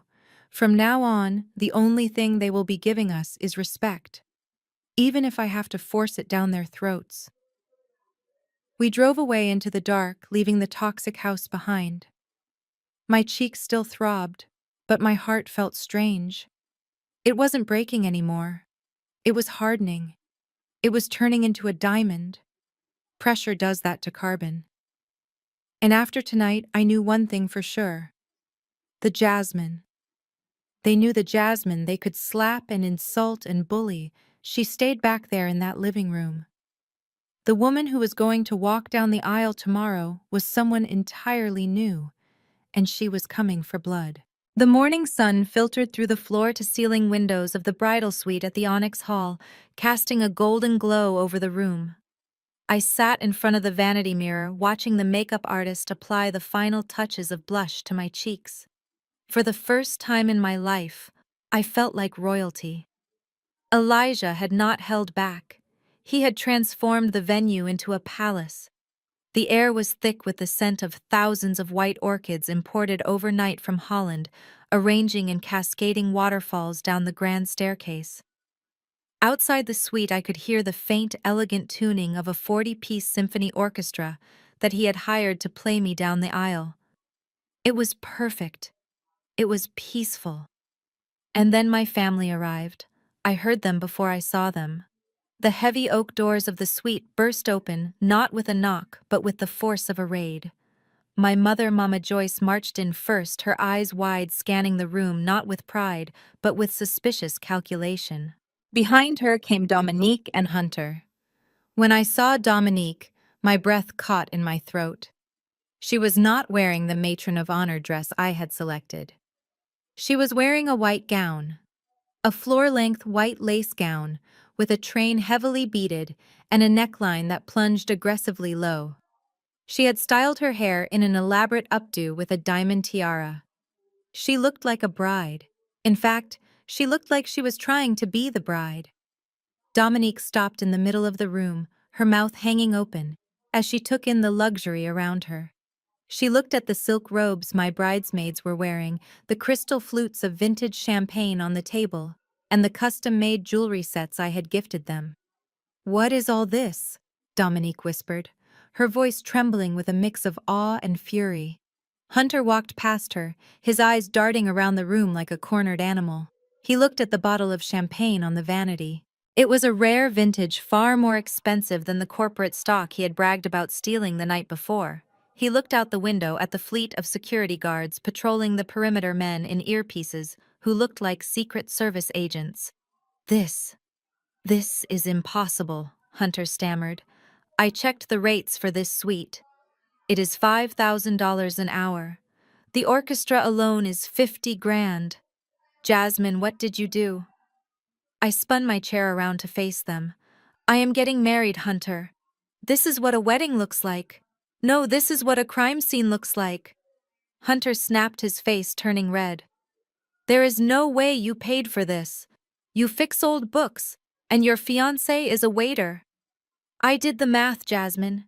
Even if you saved every penny you ever earned, you couldn't afford the flowers in the lobby, let alone this entire production." He turned to Dominique, grabbing her arm. "I told you, Dom. I told you something was wrong. This smells like dirty money." Dominique pulled her arm away, staring at me with pure venom. She walked closer, her white dress rustling loudly. "Where did you get the money, Jasmine?" she demanded. "Did you go to a loan shark? Are there going to be guys with baseball bats waiting outside to break our legs when the check bounces?" I stood up, smoothing the silk of my robe. "My money is clean, Dominique. Why is it so hard for you to believe that I can have nice things?" "Because you," Dominique screamed, losing her composure. "You are the screw-up. You are the one who needed my old clothes. You do not get to have a symphony orchestra. I had a DJ who played from an iPod." "This is not right." She turned to Hunter, her eyes manic. "Hunter, think. Where could she get this kind of cash? Liquid cash." Hunter paced the room, running his hands through his hair. Then he stopped. He looked at me, his eyes narrowing into slits. A look of dark realization crossed his face. "The safe," Hunter whispered. "What safe?" Mama Joyce asked, stepping forward. "The office safe," Hunter said, his voice rising in accusation. "Last month when we went on vacation, I gave Jasmine the emergency key to my office to water the plants. I gave her the alarm code." He pointed a shaking finger at me. "There is a petty cash fund in the floor safe, and access codes to the client escrow accounts. I kept them written down in the ledger." "You took it, didn't you?" My jaw dropped. "You think I stole from your company? It is the only explanation," Hunter shouted. "You used the key. You memorized the codes. You embezzled the money to pay for this fantasy wedding because you were jealous of us. You are trying to outshine us with my own money." Dominique gasped, covering her mouth with her hand. "Oh my God. Jasmine, how could you?" "That is a felony. You are going to go to prison." "I am not going to let you ruin my career," Hunter yelled. "I am calling the police." "No, wait. If I call the police now, it will be a scandal. It will ruin the EJ deal." He looked at Dominique, panic in his eyes. "We have to handle this internally. We have to stop the wedding, get the money back, and cover it up before the partners find out." Dominique's face shifted from shock to a twisted form of triumph. She finally had the weapon she needed. She smoothed her white dress, a cruel smile playing on her lips. "You are right, Hunter," she said calmly. "We cannot let her go through with this. Imagine the shame when the police drag her off the altar." She turned to me. "Jasmine, listen to me. We know what you did. But because we are family, we are going to give you a chance. Call it off. Go out there and tell the guests you are sick. Cancel the ceremony. We will tell everyone it is postponed. Then we will turn this into a party for Hunter and me. My vow renewal. We will use the venue so the money isn't wasted." "And you?" You can work out a payment plan to pay Hunter back." I stared at them. They were delusional. They were so blinded by their own arrogance that they had invented a felony just to make sense of my success. "I am not canceling anything," I said, my voice cold and steady. "Get out of my suite." Dominique laughed. She walked over to the intercom system on the wall that connected to the backstage manager. She pressed the button. "Hello, this is the bride's sister." Dominique spoke into the mic. "There has been a change of plans. The bride is not feeling well. We are switching the music. Please cue the playlist labeled Dominique and Hunter Vows. And tell the orchestra to pack up. We want upbeat pop music, not this funeral dirge." She released the button and looked at me. "It is over, Jasmine. I am doing this for your own good." She grabbed a tube of bright red lipstick from my vanity, a shade far too garish for a bride, and aggressively applied it to her lips. She looked like a clown, a caricature of a villain. "Hunter, go find the venue manager," Dominique commanded. "Tell him the billing contact has changed. Tell him to send all final invoices to us so we can document the theft. We need evidence when we confront her later." Hunter nodded, looking righteous. "You are lucky we are such good people, Jasmine. Anyone else would have let you rot in a cell." He stormed out of the room. Dominique adjusted her diamond tiara in the mirror standing next to me. In the reflection, we looked like opposites. Me in my elegant robe, her in her stolen bridal glory. "You look pathetic," she whispered to my reflection. "Trying to be something you are not. A waiter's wife should know her place." She turned and swept out of the room, her white train trailing behind her. I stood there for a moment in the silence. My hands were shaking, not from fear but from adrenaline. They really believed it. They believed I was a criminal. They were so desperate to be superior that they had convinced themselves I was a thief. I picked up the intercom button Dominique had just pressed. "Hello? Are you there?" I asked. A voice crackled back. "Yes, Mrs. Brooks. We heard the request. Should we ignore it?" I smiled. "Yes. Ignore everything she said. But do me a favor. Ensure the microphone at the altar is live, and tell the security team to stand by." "Understood, ma'am." I looked at myself in the mirror one last time. I didn't see the scared little sister anymore. I saw a woman who was about to drop a nuclear bomb on the people who had tormented her for 30 years. I picked up my bouquet of white lilies. "Let them play their games," I whispered. "Let them think they have won. Because when I walk out there, they are going to find out that the man they called a victim is actually the judge, the jury, and the executioner. And court is about to be in session." The moment the heavy oak doors of the grand ballroom swung open, the world seemed to hold its breath. The 40-piece symphony orchestra swelled into a crescendo, filling the vast cathedral like space with a melody so hauntingly beautiful it brought tears to the eyes of strangers. I stood at the threshold, clutching my bouquet of white lilies, and for the first time in my life, I did not feel like the girl who cleaned up everyone else's mess. I felt powerful. The Amsale gown I had purchased with my own hard-earned money flowed around me, like liquid marble, the silk trumpet silhouette hugging every curve before flaring out in a dramatic train that commanded attention. I took a deep breath, inhaling the scent of thousands of imported orchids, and took my first step onto the white runner. As I walked, I saw the faces of the 300 guests turn toward me. There were gasps. Audible whispers of admiration rippled through the pews. These were people who had known me as the quiet, mousy sister, the one who stood in the background while Dominique shone. But today, they were not looking at Dominique, they were looking at me. And then I saw my family. They were sitting in the front row on the left, the place of honor they did not deserve. My mother. Mama Joyce was clutching her purse tightly, her lips pursed in a thin line of disapproval. She refused to look me in the eye instead, scanning the room with a critical sneer, likely calculating how much debt she thought I was in. Next to her sat Hunter, looking sweaty and erratic, his eyes darting toward the exits as if he expected the police to burst in at any moment. But it was Dominique who made my blood turn cold. She was standing slightly apart from the pew, posing as if she were the one walking down the aisle. She was wearing the white lace wedding gown she had stolen the spotlight with at the bridal salon. It was a grotesque display of narcissism. She had styled her hair in a bridal updo and was actually holding a small bouquet of her own. She looked at me with the mixture of hatred and anticipation, a predator waiting for the trap to snap shut. She wanted me to look at her. She wanted me to feel small. I simply looked through her as if she were made of glass. My eyes locked on the end of the aisle. Elijah was waiting for me. He was breathtaking. He was wearing a custom Tom Ford tuxedo that cost more than Hunter's car. The midnight blue fabric was cut to perfection, accentuating his broad shoulders and tall frame. To anyone with taste, the quality was undeniable. The way the lapels caught the light, the precise break of the trousers, the silk bow tie tied by hand. But I knew what my family saw. They saw a waiter in a costume. They saw a poor man playing dress-up in a rental suit trying to fool the upper class.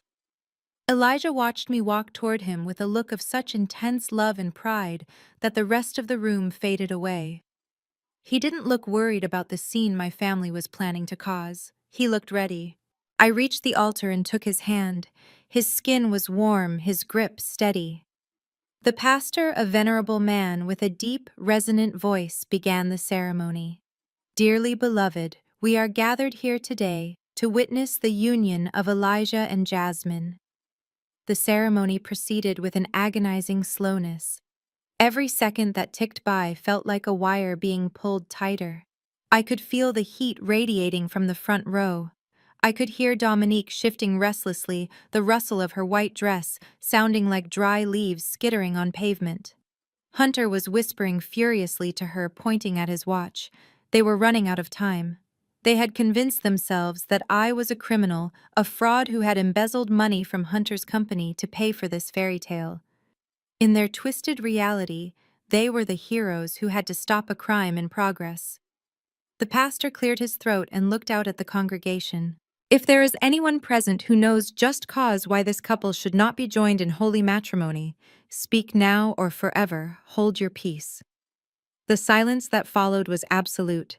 It was the moment of tradition where usually nothing happens. But today, the air crackled with electricity. I squeezed Elijah's hand. Here it comes, I thought. Suddenly, a screech of feedback pierced the air. Dominique had lunged forward and snatched the microphone from the stand near the lectern. The sound was so jarring that several guests covered their ears. "Stop it!" Dominique screamed, her voice shrill and hysterical. "Stop this circus right now!" A collective gasp went through the hall. People stood up, craning their necks. My mother put her head in her hands, acting the part of the long-suffering matriarch, while Hunter stood up and buttoned his jacket, looking self-important. "This wedding is a fraud," Dominique yelled, pointing a manicured finger at me. She stood there in her white wedding dress, looking deranged, her chest heaving. "You are all being lied to. My sister Jasmine is a liar and a thief. Dominique, please." The pastor tried to intervene, but she shoved him aside. "No, I will not be silent," she shrieked. "Look at this. Look at the flowers. Look at the orchestra. Do you really think a woman who glues old books back together can afford this? Do you think this man, this waiter who serves drinks for a living, paid for this?" She turned to Elijah, her face twisted in a sneer. "We know what you are, Elijah. You are a gold digger, a con artist. You found my desperate, pathetic sister and convinced her to steal from her own family to fund your lifestyle. You are wearing a rental suit and standing there acting like you belong here, but you are nothing but trash." She swung back to the crowd, addressing the shocked guests. "My sister Jasmine embezzled money from my husband's company to pay for this wedding. She stole from the very people who put a roof over her head. We have the proof. We know about the safe, Jasmine. We know you took the codes." I stood there frozen, not in fear but in disbelief at the sheer scale of her delusion. She really believed it. She had crafted a narrative where I was the villain so she wouldn't have to face the reality that I was successful. Hunter stepped up to the microphone, pulling it from Dominique's hand. He adjusted his tie, trying to project the authority of a Wall Street executive. I am a financial professional, Hunter announced, his voice booming. I manage millions of dollars in assets. I can confirm that the funds used to secure this venue were obtained illegally from my firm's escrow accounts. I have already contacted the authorities. He pointed at the security guards lining the walls. Security, do your jobs. Arrest these two frauds. Detain them until the police arrive. This ceremony is over. Hunter looked at the guards expectantly, waiting for them to rush the altar and tackle Elijah. He waited for the validation, for the applause, for the moment where he saved the day. But nobody moved. The security guards stood like statues, their arms crossed, their eyes fixed not on me, but on Hunter. The silence that followed was different from before. It was heavy, confused, and suffocating. The guests were murmuring, unsure if this was a skit or a tragedy. Dominique looked around wildly, realizing the guards were not obeying. Why are you just standing there? She screamed at the head of security. My husband gave you an order. They are criminals. Get them off the stage. Still nobody moved. The orchestra sat with their instruments in their laps, watching the drama unfold. I looked at Elijah. He hadn't flinched once. He hadn't let go of my hand. He slowly turned his head to look at Hunter, then at Dominique. His expression was not angry. It was not defensive. It was the look a parent gives a toddler having a tantrum in a supermarket. It was then that I looked at my sister, really looked at her. Standing there, in a white dress at my wedding, screaming about money, desperate to tear me down because she couldn't stand to see me rise. I didn't feel hate anymore. I didn't feel anger. I felt pity. She was so small, so empty. She had built her entire life on the belief that she was better than me, and now that the illusion was shattering, she was breaking apart with it. Hunter, realizing he was losing control of the room, tried one last desperate gamble. If you guards are part of this scam, you will be arrested too, he threatened, his voice cracking. Do you know who I am? I am a senior partner at Sterling Financial. I am closing the EJ Logistics deal. I will have your badges. At the mention of EJ Logistics, Elijah finally moved. He let go of my hand gently and took a step forward. He didn't need a microphone. His voice, trained in boardrooms and negotiations, projected clearly to the back of the room. You are closing the deal, Hunter, Elijah asked, his tone conversational, as if they were discussing the weather. Hunter blinked, caught off guard. Yes. Yes, I am. And the CEO of that company is going to hear about how you ruined this wedding. Elijah smiled. It was a terrifying smile. I think he already knows, Elijah said. He reached into the inside pocket of his tuxedo. Hunter flinched as if expecting a weapon, but Elijah only pulled out a phone. He tapped the screen once and held it up. On the massive LED screens behind the altar, which were meant to display our names, the image changed. It wasn't a slideshow of photos. It was a live video feed. It was a feed of Hunter's office. Dominique looked at the screen, then at Elijah. What is this? What are you doing? Elijah looked at the head of security, the man Hunter had tried to command. Mr. Henderson, Elijah said softly, please escort the trespassers to the exit. But before you do, I think my fiancé has something to say. Elijah stepped back and handed me the microphone that Hunter had dropped in his confusion. I held the cold metal in my hand. I looked at the 300 faces staring at me. Then I looked at Dominique, who was trembling in her white dress, and Hunter, who was sweating through his suit. I took a breath. The air smelled of expensive orchids and victory. You wanted to stop the wedding because of fraud, I said, my voice steady and amplified through the hall. You wanted to talk about stolen money and fake identities. I walked closer to the edge of the stage, looking down at them. So let's talk about it. But let's start with who really paid for this wedding, and who really owns the building you are standing in. Dominique's eyes widened in horror. She shook her head, mouthing the word no. But it was too late. The gavel had already come down. The silence in the Onyx Hall was heavy and suffocating. Hunter stood on the altar steps, his arm outstretched, pointing at Elijah, waiting for the security guards to spring into action. He looked like a conductor trying to lead an orchestra that had stopped playing. His face was flushed with the anticipation of victory, expecting the rough hands of justice to grab my husband and drag him away. Dominique stood beside him, her chest heaving, a twisted smile plastered on her face as she waited for my humiliation to be complete. But nothing happened. The guards remained frozen, their arms crossed over their chests, their expressions unreadable behind dark sunglasses. They were not looking at Hunter with respect. They were looking at him with the kind of detached indifference a statue has for a pigeon. Hunter's smile faltered. He snapped his fingers aggressively. "I said arrest them!" Hunter barked, his voice cracking slightly. "Did you hear me? I am a senior partner at Sterling Financial. If you do not move right now, I will have your jobs. I will sue this entire hotel for harboring criminals." Still, the guards did not move. Just as the tension threatened to snap, the heavy double doors at the back of the ballroom burst open again. This time it wasn't a guest or a confused waiter. A phalanx of men in sharp black suits marched in, moving with military precision. In the center of the formation walked a man who radiated authority. He was an older white man, with silver hair, wearing a suit that clearly cost more than most people's annual salary. He walked with a stride that said he owned the ground beneath his feet. Dominique's eyes lit up. She grabbed Hunter's arm, her fingernails digging into his jacket. "Look," she hissed, her voice amplified by the microphone she was still clutching. "It is the general manager. I saw his picture in the lobby.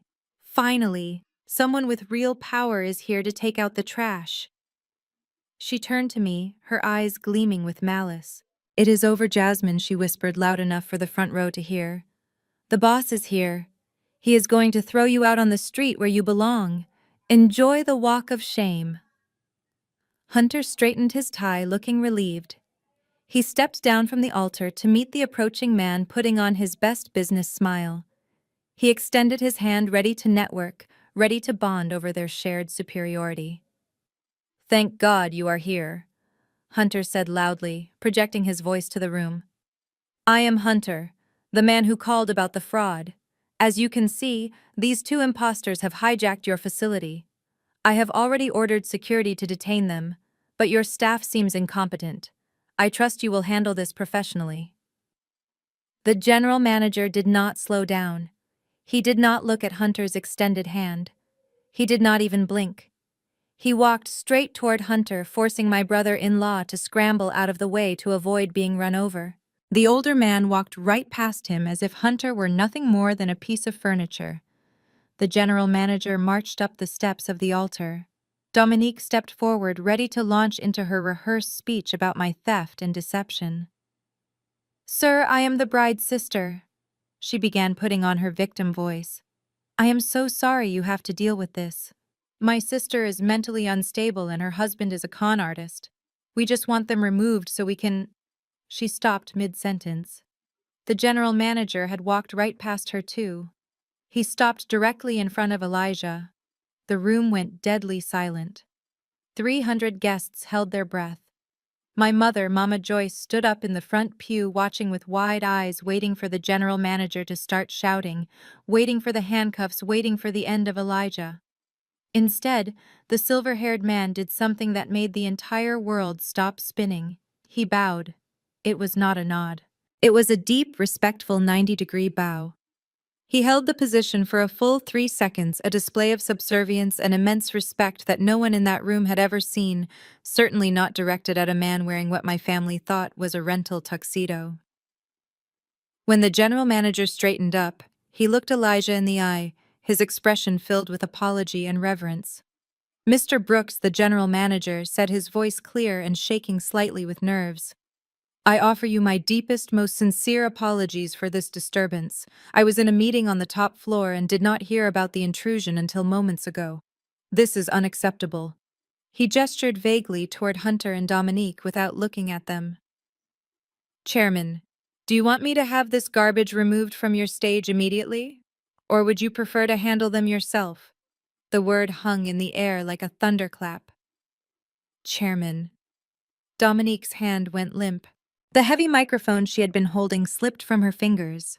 It hit the marble floor with a deafening thud that echoed through the speakers, followed by a high-pitched squeal of feedback. But nobody covered their ears. They were too paralyzed by shock. Hunter's jaw dropped so low it almost hit his chest. He blinked rapidly, his brain trying to process information that contradicted everything he believed. Chairman Hunter stammered, his voice sounding small and pathetic. "Wait, what did you call him?" The general manager slowly turned to face Hunter. The look of disdain on his face was withering. "I called him by his title," the manager said coldly. "You are standing in the presence of Mr. Elijah Brooks. He is the founder and chairman of the Onyx Collection. He owns this hotel. He owns the land it sits on. And he owns the hospitality group that manages 30 other luxury properties across the country." Hunter took a step back, looking like he had been punched in the gut. He looked at Elijah, then at the manager, then back at Elijah. "That is impossible," Hunter whispered. "He is a waiter. He drives a truck. He came to my office looking for a job." Elijah finally moved. He let go of my hand gently and stepped forward. He reached up and adjusted his silk cufflinks, a slow, deliberate movement that screamed power. He didn't look angry. He looked bored. He looked like a king watching a jester try to perform a trick that had failed miserably. He bent down and picked up the microphone Dominique had dropped. He dusted it off, checking it for scratches, then looked at Hunter. "I never asked you for a job, Hunter." Elijah said, his voice smooth and amplified, filling every corner of the ballroom. "You offered me one. And if you recall, I turned it down because your employment contract was full of labor violations." Elijah took a step closer to Hunter.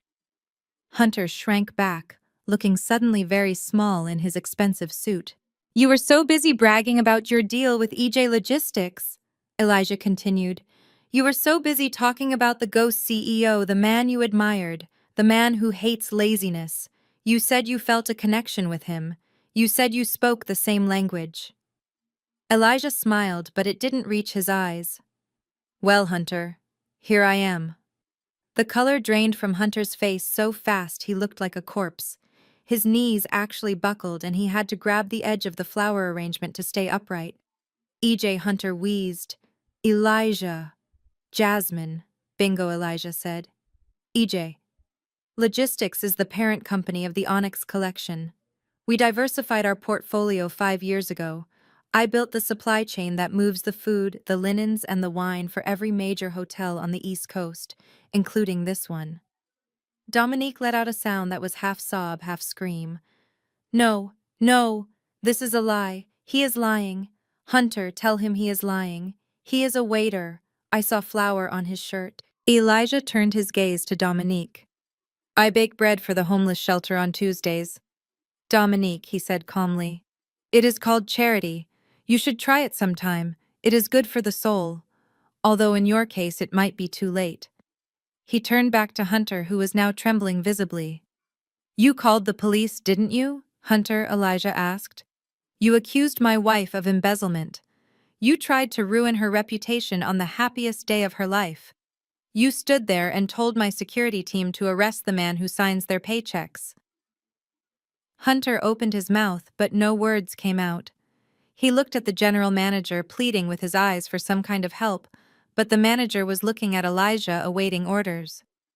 "I have a question for you, Hunter," Elijah said, his voice dropping an octave, becoming dangerous. "Do you know who signs your paychecks?" Hunter shook his head weakly. "No. I work for Sterling Financial. The partners—" Elijah chuckled. It was a dark, dry sound. Sterling Financial was struggling last quarter. They needed a liquidity injection to stay afloat. They quietly sold a 40% controlling stake to a private equity firm to avoid bankruptcy. Elijah took a step closer, towering over Hunter. "I own that private equity firm, Hunter." The silence in the room was absolute. You could hear a pin drop. "I saw the employee manifest on my desk last week," Elijah continued mercilessly. "I saw your name, Vice President. I was going to let it slide. I was going to keep business and family separate. I was going to let you keep your little title and your little office and your delusions of grandeur. Elijah's face hardened. But then you insulted my wife. You tried to steal her joy. You called her a thief in front of everyone she loves. Elijah turned to the general manager. Get him out of my sight, Elijah commanded, and hand him his termination notice on the way out. Tell the legal department to freeze his corporate accounts immediately. I want a full audit of his expenses. If he bought so much as a paperclip with company money, I want him prosecuted. Hunter collapsed to his knees. No, Elijah. Please, I didn't know. We are family, Jasmine, tell him. We are family. I watched him beg. The man who had sneered at me for years. The man who had called my husband a servant. He was on his knees crying, ruining his expensive suit. I looked at Elijah. He held out his hand to me. I took it. We are not family, Hunter Elijah said, turning his back on him. You made that very clear when you asked us to leave your office. Security. Elijah said, his voice ringing with finality. Take out the trash. As the guards finally moved, grabbing Hunter and Dominique by the arms, the room erupted, but not with chaos, with applause. My guests, my friends, the people who actually loved me stood up and cheered. They watched as the false king and queen were dragged down the aisle screaming and crying while the real royalty stood on the stage untouched and victorious. The general manager stepped back into the shadows, leaving Elijah alone at the center of the stage. The spotlight seemed to intensify around my husband, catching the silk of his tuxedo and the steel in his eyes. Hunter stood frozen, his mouth opening and closing like a fish out of water, trying to process the impossibility of what he had just heard. The chairman, the owner, the man he had tried to hire as a security guard for $18 an hour. Elijah did not give him time to recover. He raised his right hand, snapping his fingers once. The sound was crisp and echoed through the silent ballroom. Instantly, the massive LED wall behind the altar, which was meant to display a montage of our relationship photos, flickered and changed. The soft romantic lighting was replaced by a stark professional blue background. A logo appeared projected 10 feet high. It was a stylized gold shield with two interlocking letters in the center, E and J. Below it, in bold white font, were the words, EJ Logistics Group. A murmur of recognition rippled through the crowd. Everyone in the city knew that logo. It was on the side of every delivery truck, every shipping container, and every warehouse in the industrial district. It was a billion-dollar brand. But the screen did not stop there. Next to the logo, a digital document appeared. It was a personnel file. Hunter's personnel file. It showed his ID photo, looking smug and overly confident, listed under the header, Candidate for Strategic Partnership. And stamped across the file in bright red letters was the word pending. Elijah turned to look at the screen, then back at Hunter. You have been talking about this company for months, Hunter. You told everyone at dinner last night that you were the only one smart enough to close the deal with EJ Logistics. You said you felt a spiritual connection to the founders. You said you spoke their language. Elijah took a step closer, his voice dropping to a conversational volume that was somehow more terrifying than a shout. Did you never stop to ask yourself what the letters stood for? Hunter stared at the screen, sweat beading on his forehead. EJ, he whispered, his voice trembling. E stands for Elijah, my husband said, placing a hand on his own chest. And J, he turned and pointed a hand toward me. J stands for Jasmine. The revelation hit the room like a physical wave. I heard my mother gasp loudly from the front row. I saw the color drain completely from Dominique's face. The company they worshipped, the deal they were banking on to save their financial lives, was named after the sister they had called a failure and the man they had called a waiter. We started the company 5 years ago in a garage. Elijah continued, addressing the entire room now. Jasmine handled the books and the legal framework. I handled the operations. We built it from the ground up while you were busy leasing cars you could not afford and looking down on people who work with their hands. Elijah turned his focus back to Hunter, who was now shaking visibly. You insulted the co-founder of EJ Logistics to her face, Hunter. You called her a thief. You tried to have her arrested at her own wedding. And you did it all while bragging about how much money you were going to make off her company. That is not just stupidity. That is a special kind of arrogance. No, Hunter stammered, backing away until he bumped into the flower arrangements. This is a trick. It is Photoshop. You are lying. You are just a guy who bakes bread. I know the CEO. I have spoken to him. His name is Marcus. I talk to him every week. Elijah reached into his pocket and pulled out his phone again. He didn't look at the screen. He just held it up. You mean Marcus, my chief operating officer? Elijah asked. The man I hired to handle day-to-day negotiations because I prefer to stay out of the spotlight. Let us give Marcus a call. I think he is watching the live stream right now. Elijah tapped the screen and hit the speakerphone button. He held the microphone up to the phone so the entire room could hear the ringing tone. 1 ring, 2 rings. Click. Mr. Brooks, a deep professional voice boomed through the speakers. I am here. Hunter flinched as if he had been slapped. He recognized the voice. It was the man he had been trying to impress for months. Marcus, Elijah said calmly. Our friend Hunter here seems to be under the impression that this is a prank. Can you clarify the leadership structure of EJ Logistics for him? There was a pause on the line, followed by a sigh that sounded like pure disappointment. Hunter Marcus's voice cut through the air, sharp and cold. I have told you repeatedly that I report to a board of directors. Mr. Elijah Brooks is the chairman of that board. He owns 51% of the company. His wife Jasmine owns the other 49%. They are the sole proprietors. Hunter's knees began to buckle. He looked like he was going to be sick, but Marcus Hunter whined, desperation creeping into his voice. The deal. We are closing on Monday. I promised the partners. There is no deal, Hunter Marcus replied.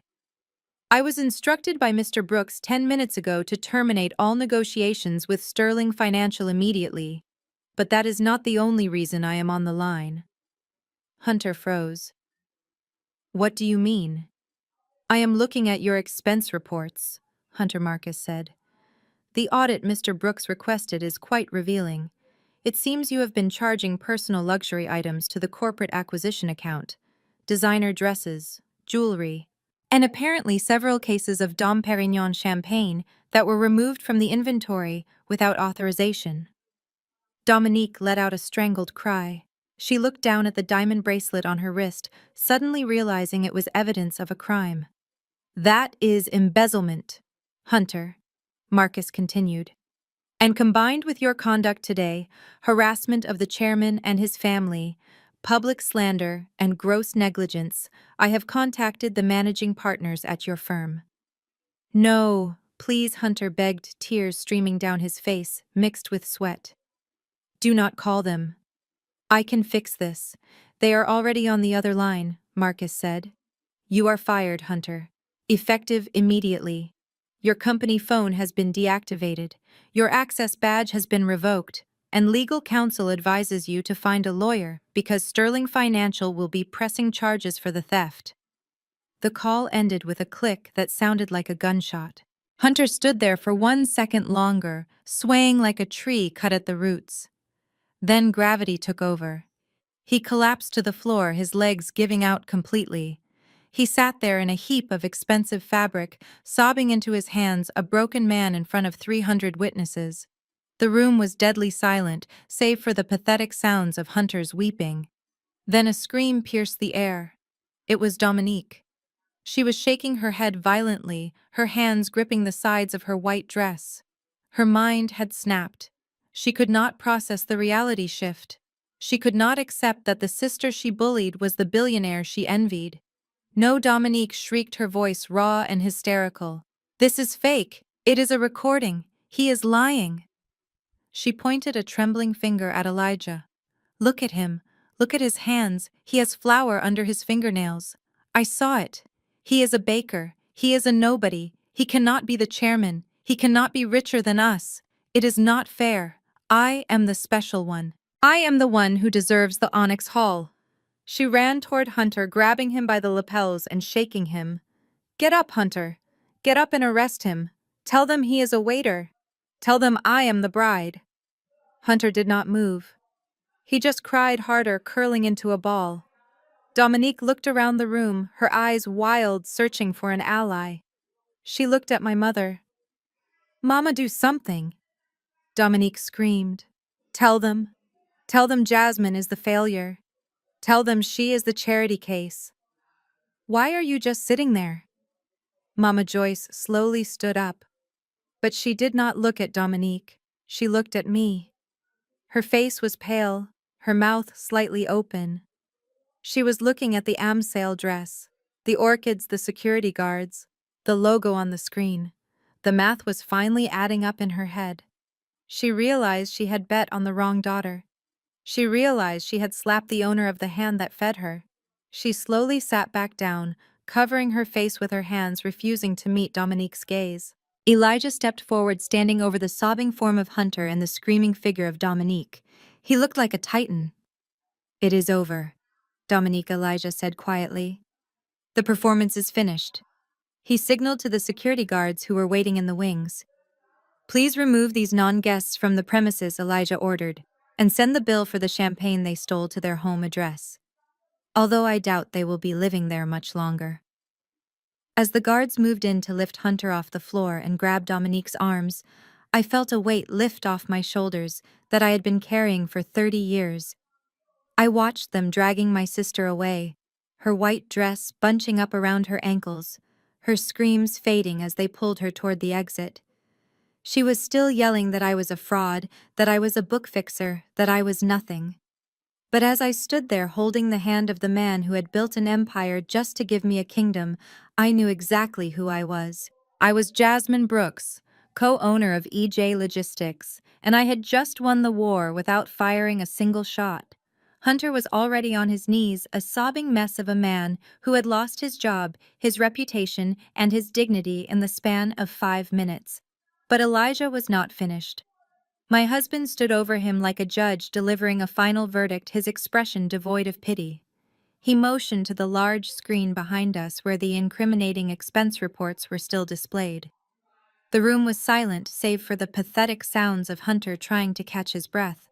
Elijah took a step closer to the edge of the stage, looking down at Dominique, who was still trembling in her stolen white dress, clutching her diamond necklace as if it were a lifeline. There is one more thing you should know, Dominique, Elijah said, his voice echoing through the hall. You have spent the last hour bragging about your lifestyle. You walked in here wearing that gown, flashing that ring, acting like royalty. You called my wife a charity case because she buys her own clothes.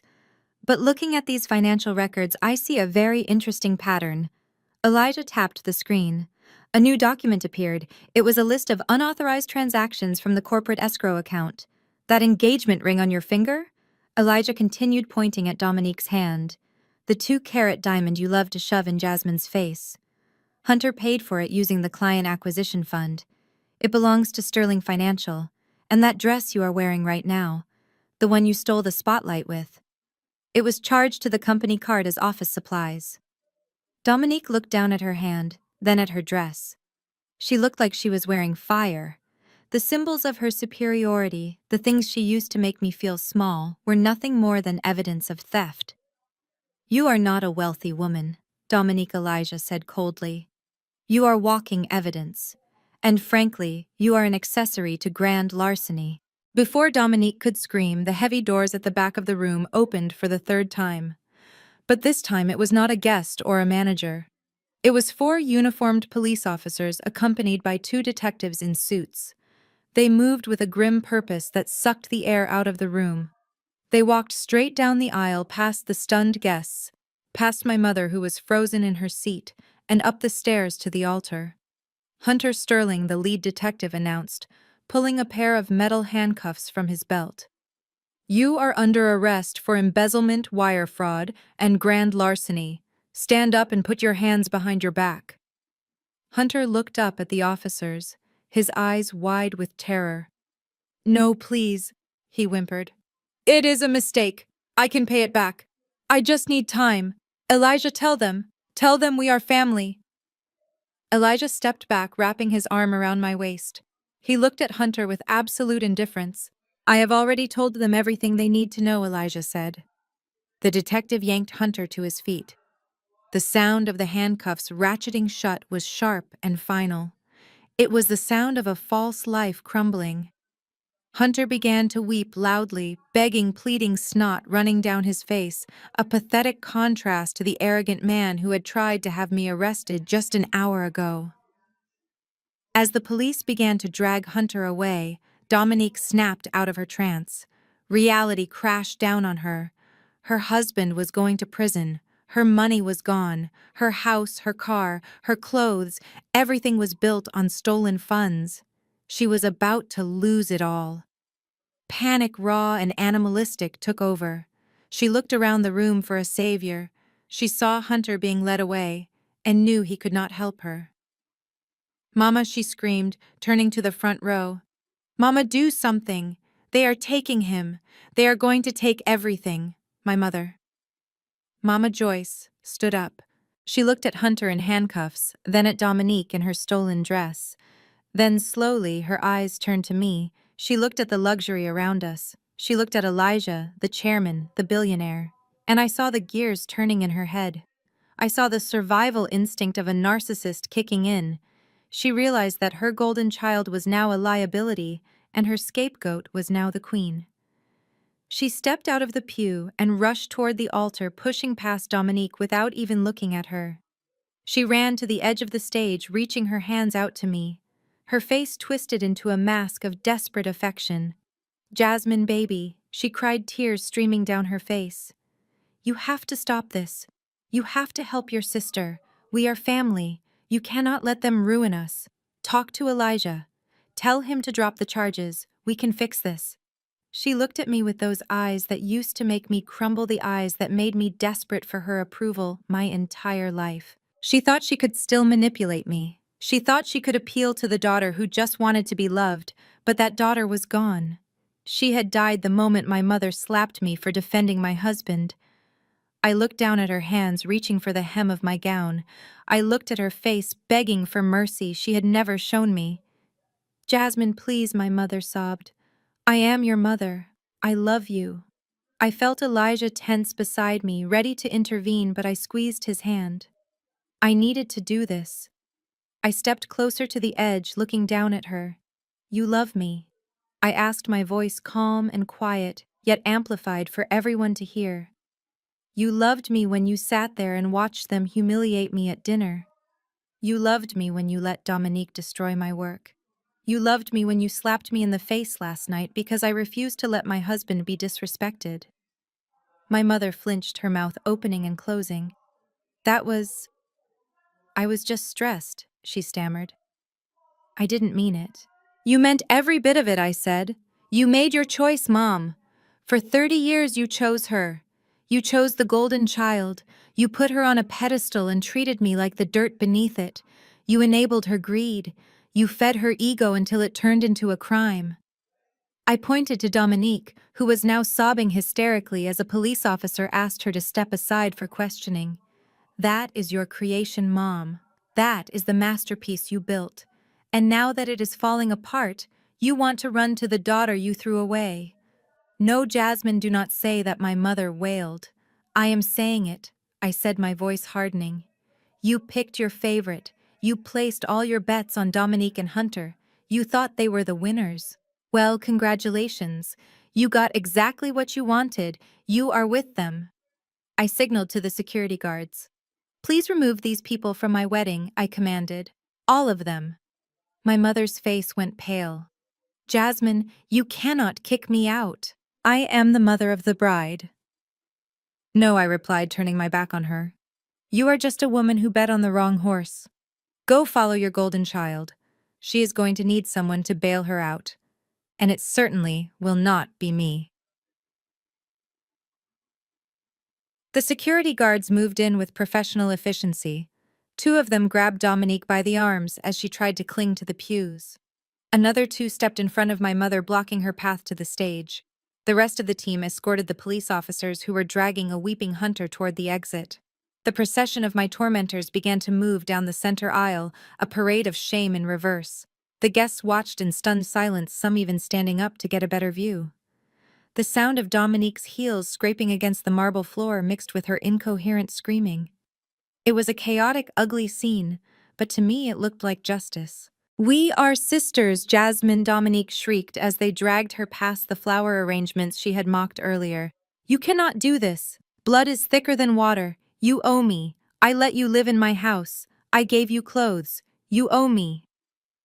They reached the massive double doors at the back of the ballroom. The guards pushed the doors open, revealing the bright, harsh daylight of the hotel driveway outside. The illusion of the perfect high society family was dragged out into the cold reality of the street. I signaled Elijah to wait, and I walked down the aisle. I walked slowly, my head held high, following them to the threshold. I wanted to see it. I wanted to see the door close on my past. When I reached the top of the grand staircase outside the ballroom, I looked down. Hunter was being shoved into the back of a police cruiser, his head ducked in shame. Dominique had been released by the guards on the sidewalk, but she was in hysterics. Her makeup was running down her face in black streaks, ruining the white dress. My mother stood beside her, looking lost and old, clutching her purse, staring up at me with a look of utter defeat. Dominique saw me standing there, framed by the golden light of the venue, looking like the queen of the castle. She ran to the bottom of the stairs, looking up at me with wild, desperate eyes. "Jasmine," she screamed, her voice cracking. "Open the door. Let us back in. You cannot leave us out here. This is the Onyx Hall. We belong in there. We are the VIPs." I looked down at her. I looked at the white dress that was now stained with dirt from where she had stumbled. I looked at the diamond necklace that wasn't hers. "You are right about one thing, Dominique," I called down to her. "The Onyx Hall is a place for people with class. It is a place for people who know the value of loyalty and respect." I paused, letting the words sink in. "You said this wedding was too fancy for me. You said I didn't belong here. But looking at you now, standing on the curb, screaming like a banshee, waiting for a lawyer you cannot afford, I think everything is exactly where it should be." I gestured to the street, to the dirty pavement, to the passing traffic. "That is your venue, Dominique. The sidewalk. It suits you. It matches your character. Cheap, dirty, and walked all over by everyone." "Jasmine, please," she sobbed, falling to her knees on the concrete. "Goodbye, Dominique," I said. I turned around, the silk of my Amsel gown swirling around my feet. I walked back toward the warm, golden light of the ballroom. Behind me, the heavy glass doors began to close. I heard one last muffled scream of my name, and then a solid, satisfying thud as the latch clicked shut. The noise of the street was cut off instantly. The screaming stopped. The chaos vanished. I was back inside, surrounded by white orchids and the soft murmur of the orchestra tuning their instruments for the resumption of the ceremony. Elijah was waiting for me at the end of the aisle. He smiled, a genuine, warm smile that reached his eyes.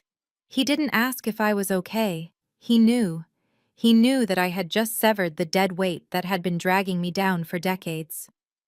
I walked back to him, feeling lighter with every step. I had lost a sister, a brother-in-law, and a mother today. But looking at the man waiting for me and the friends cheering in the pews, I realized I hadn't lost anything at all. I had just taken out the trash. And now finally the real celebration could begin. The view from the penthouse terrace was different tonight. The city lights of Chicago usually looked like scattered diamonds on black velvet, cold and distant. But tonight they looked warm. They looked like a promise kept. I stood by the floor-to-ceiling glass railing, wrapping my cashmere shawl tighter around my shoulders to ward off the October breeze. It had been exactly 1 year since the doors of the Onyx Hall slammed shut on my past. 1 year since the wedding that started as a nightmare and ended as a coronation. So much can change in 365 days. I took a sip of herbal tea and looked down at the streets below. Somewhere down there in a concrete building far less comfortable than this one, Hunter was sitting on a cot. The legal system had moved surprisingly fast, fueled by the mountain of evidence Elijah's audit team had uncovered. Hunter was currently serving a 3 to 5 year sentence for wire fraud and embezzlement. The man who bragged about buying boats and running the city was now trading cigarettes for extra commissary time. Sterling Financial had sued him for every penny he stole, leaving him with nothing but a criminal record and a mountain of debt that would follow him for the rest of his life. And then there was Dominique. I actually saw her last week. I was driving through my old neighborhood, checking on a property Elijah was thinking of buying, and I stopped at the local grocery store. I was in the checkout line scrolling through my phone when I heard a familiar voice scanning items. It lacked the haughty arrogance I was used to. It sounded tired, broken. I looked up and there she was. Dominique was wearing a red polyester vest with a name tag that hung crookedly on her chest. Her hair, once perfectly highlighted and styled, was pulled back in a messy, frizzy bun. Her nails were bare. She was scanning a bag of frozen peas for a customer who was yelling at her about a coupon that had expired. She looked up and saw me. For a moment, time froze. I was wearing a simple coat, but it was tailored, and on my finger the wedding ring Elijah had given me. The real one caught the harsh fluorescent light of the supermarket. Dominique didn't scream. She didn't make a scene. She just looked down at the scanner, her face flushing a deep, shameful red. She mumbled the total, her hands shaking as she bagged the groceries. She had sold her house to pay off a fraction of Hunter's legal fees and was now working the very job she used to mock me for having in college. I didn't say a word. I didn't smirk. I just paid for my water, took my receipt, and walked out. Her punishment wasn't my anger anymore. Her punishment was her reality. My mother, Mama Joyce, had suffered a different kind of fate. She was living in a small studio apartment near the airport, the only place she could afford after the family reputation collapsed and her social circle abandoned her. She called me once a month. I never answered. She sent letters, long, rambling pages about how family should forgive and forget, about how lonely she was. I didn't burn them. I just placed them in a box in the back of my closet unopened. I had forgiven her in my heart for my own peace. But forgiveness does not mean access. She had chosen her side, and now she had to live in the silence she created. I turned away from the balcony and walked back into the living room. The penthouse was quiet, filled with the soft jazz music Elijah loved. But it wasn't empty. On the coffee table sat the blueprints for the Jasmine Brooks Preservation Library. It was opening next month. Elijah had bought an old historic bank building downtown and gifted it to me. He didn't just give me money, he gave me a canvas. It was going to be the largest center for rare book restoration in the Midwest. I wasn't just fixing old pages anymore. I was building a legacy, a place where history would be saved, not thrown in the trash like an old suit. I heard the front door click open. Elijah walked in carrying a bag of takeout from our favorite Thai place. He had discarded his suit jacket and loosened his tie. He looked tired, but the moment he saw me, the fatigue melted from his face. "Hey, you," he smiled, setting the food on the kitchen island. "You are staring at the blueprints again. You are going to wear a hole in the paper with your eyes." I smiled and walked over to him. "I am just making sure there is enough room in the children's section." Elijah paused. He looked at me, his brow furrowing slightly. "The children's section? We didn't put a children's section in the original plan. You said rare books are too fragile for kids." I walked up to him and took his hands. I placed them gently on my stomach. The silk of my dress was soft, but underneath there was the tiniest curve that hadn't been there a few months ago. "I think we are going to need a children's section, Elijah," I whispered. "And maybe a nursery in the back office." Elijah went still. His large, strong hands trembled slightly against my skin. He looked into my eyes, searching for confirmation. "Are you serious?" he asked, his voice barely audible.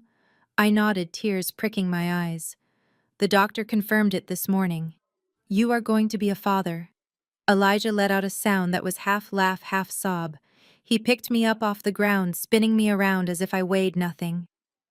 He buried his face in my neck, holding me so tight I could feel his heart beating against my chest. It was a beat of pure, unadulterated joy. We stood there for a long time, swaying in the middle of our kitchen, the city lights watching us from the windows. "They laughed at me," I said softly into his ear. "They laughed because I chose a man who wore an apron. They laughed because I chose a man who served others. They thought dignity came from a title or a bank account." Elijah set me down but didn't let go of my waist. He looked at me with that same intensity he had on the altar. "Let them laugh, Jasmine. They were looking at the world through a keyhole." We kicked down the door. I rested my head on his chest. "They forgot the most important rule of life," I whispered. "The one thing I learned from all those dusty books I restored. You can never judge a book by its cover. A tattered jacket might hide a first edition masterpiece, and a man in a flower-stained t-shirt might be the king who builds you a castle." Elijah smiled and kissed my forehead. "And a quiet girl in the corner might be the queen who rules it." He pulled back and offered me his hand, bowing slightly just like the general manager had done on our wedding day. "May I have this dance, Mrs. Brooks?" I took his hand. "Always." As we began to dance slowly in the living room, moving to the rhythm of the city and our own heartbeats, the camera of my mind zoomed out. It pulled back from the intimate warmth of our home, through the glass windows rising higher and higher into the night sky. The penthouse became a glowing square of light in the vast tapestry of Chicago. Down below, the world was noisy and chaotic. People were chasing status, fighting for scraps, and judging each other by their clothes. But up here, in the quiet sanctuary we had built on a foundation of truth and respect, there was only peace. I had won. Not because I was rich, not because I was powerful, but because I had found the one thing money cannot buy, and poverty cannot steal. I had found real love. And that was the greatest revenge of all. The most profound lesson here is that true value often whispers while insecurity screams. Hunter and Dominique judged a book by its cover, chasing the illusion of wealth while missing the masterpiece hidden underneath. Jasmine's journey proves that blood doesn't make a family, loyalty and respect do. Sometimes the bravest thing you can do is close the door on those who hurt you to protect your own peace. Real power isn't about proving others wrong. It's about living your truth so loudly that their validation no longer matters. Have you ever had to cut ties with toxic family to save yourself? Share your story in the comments below and subscribe for more.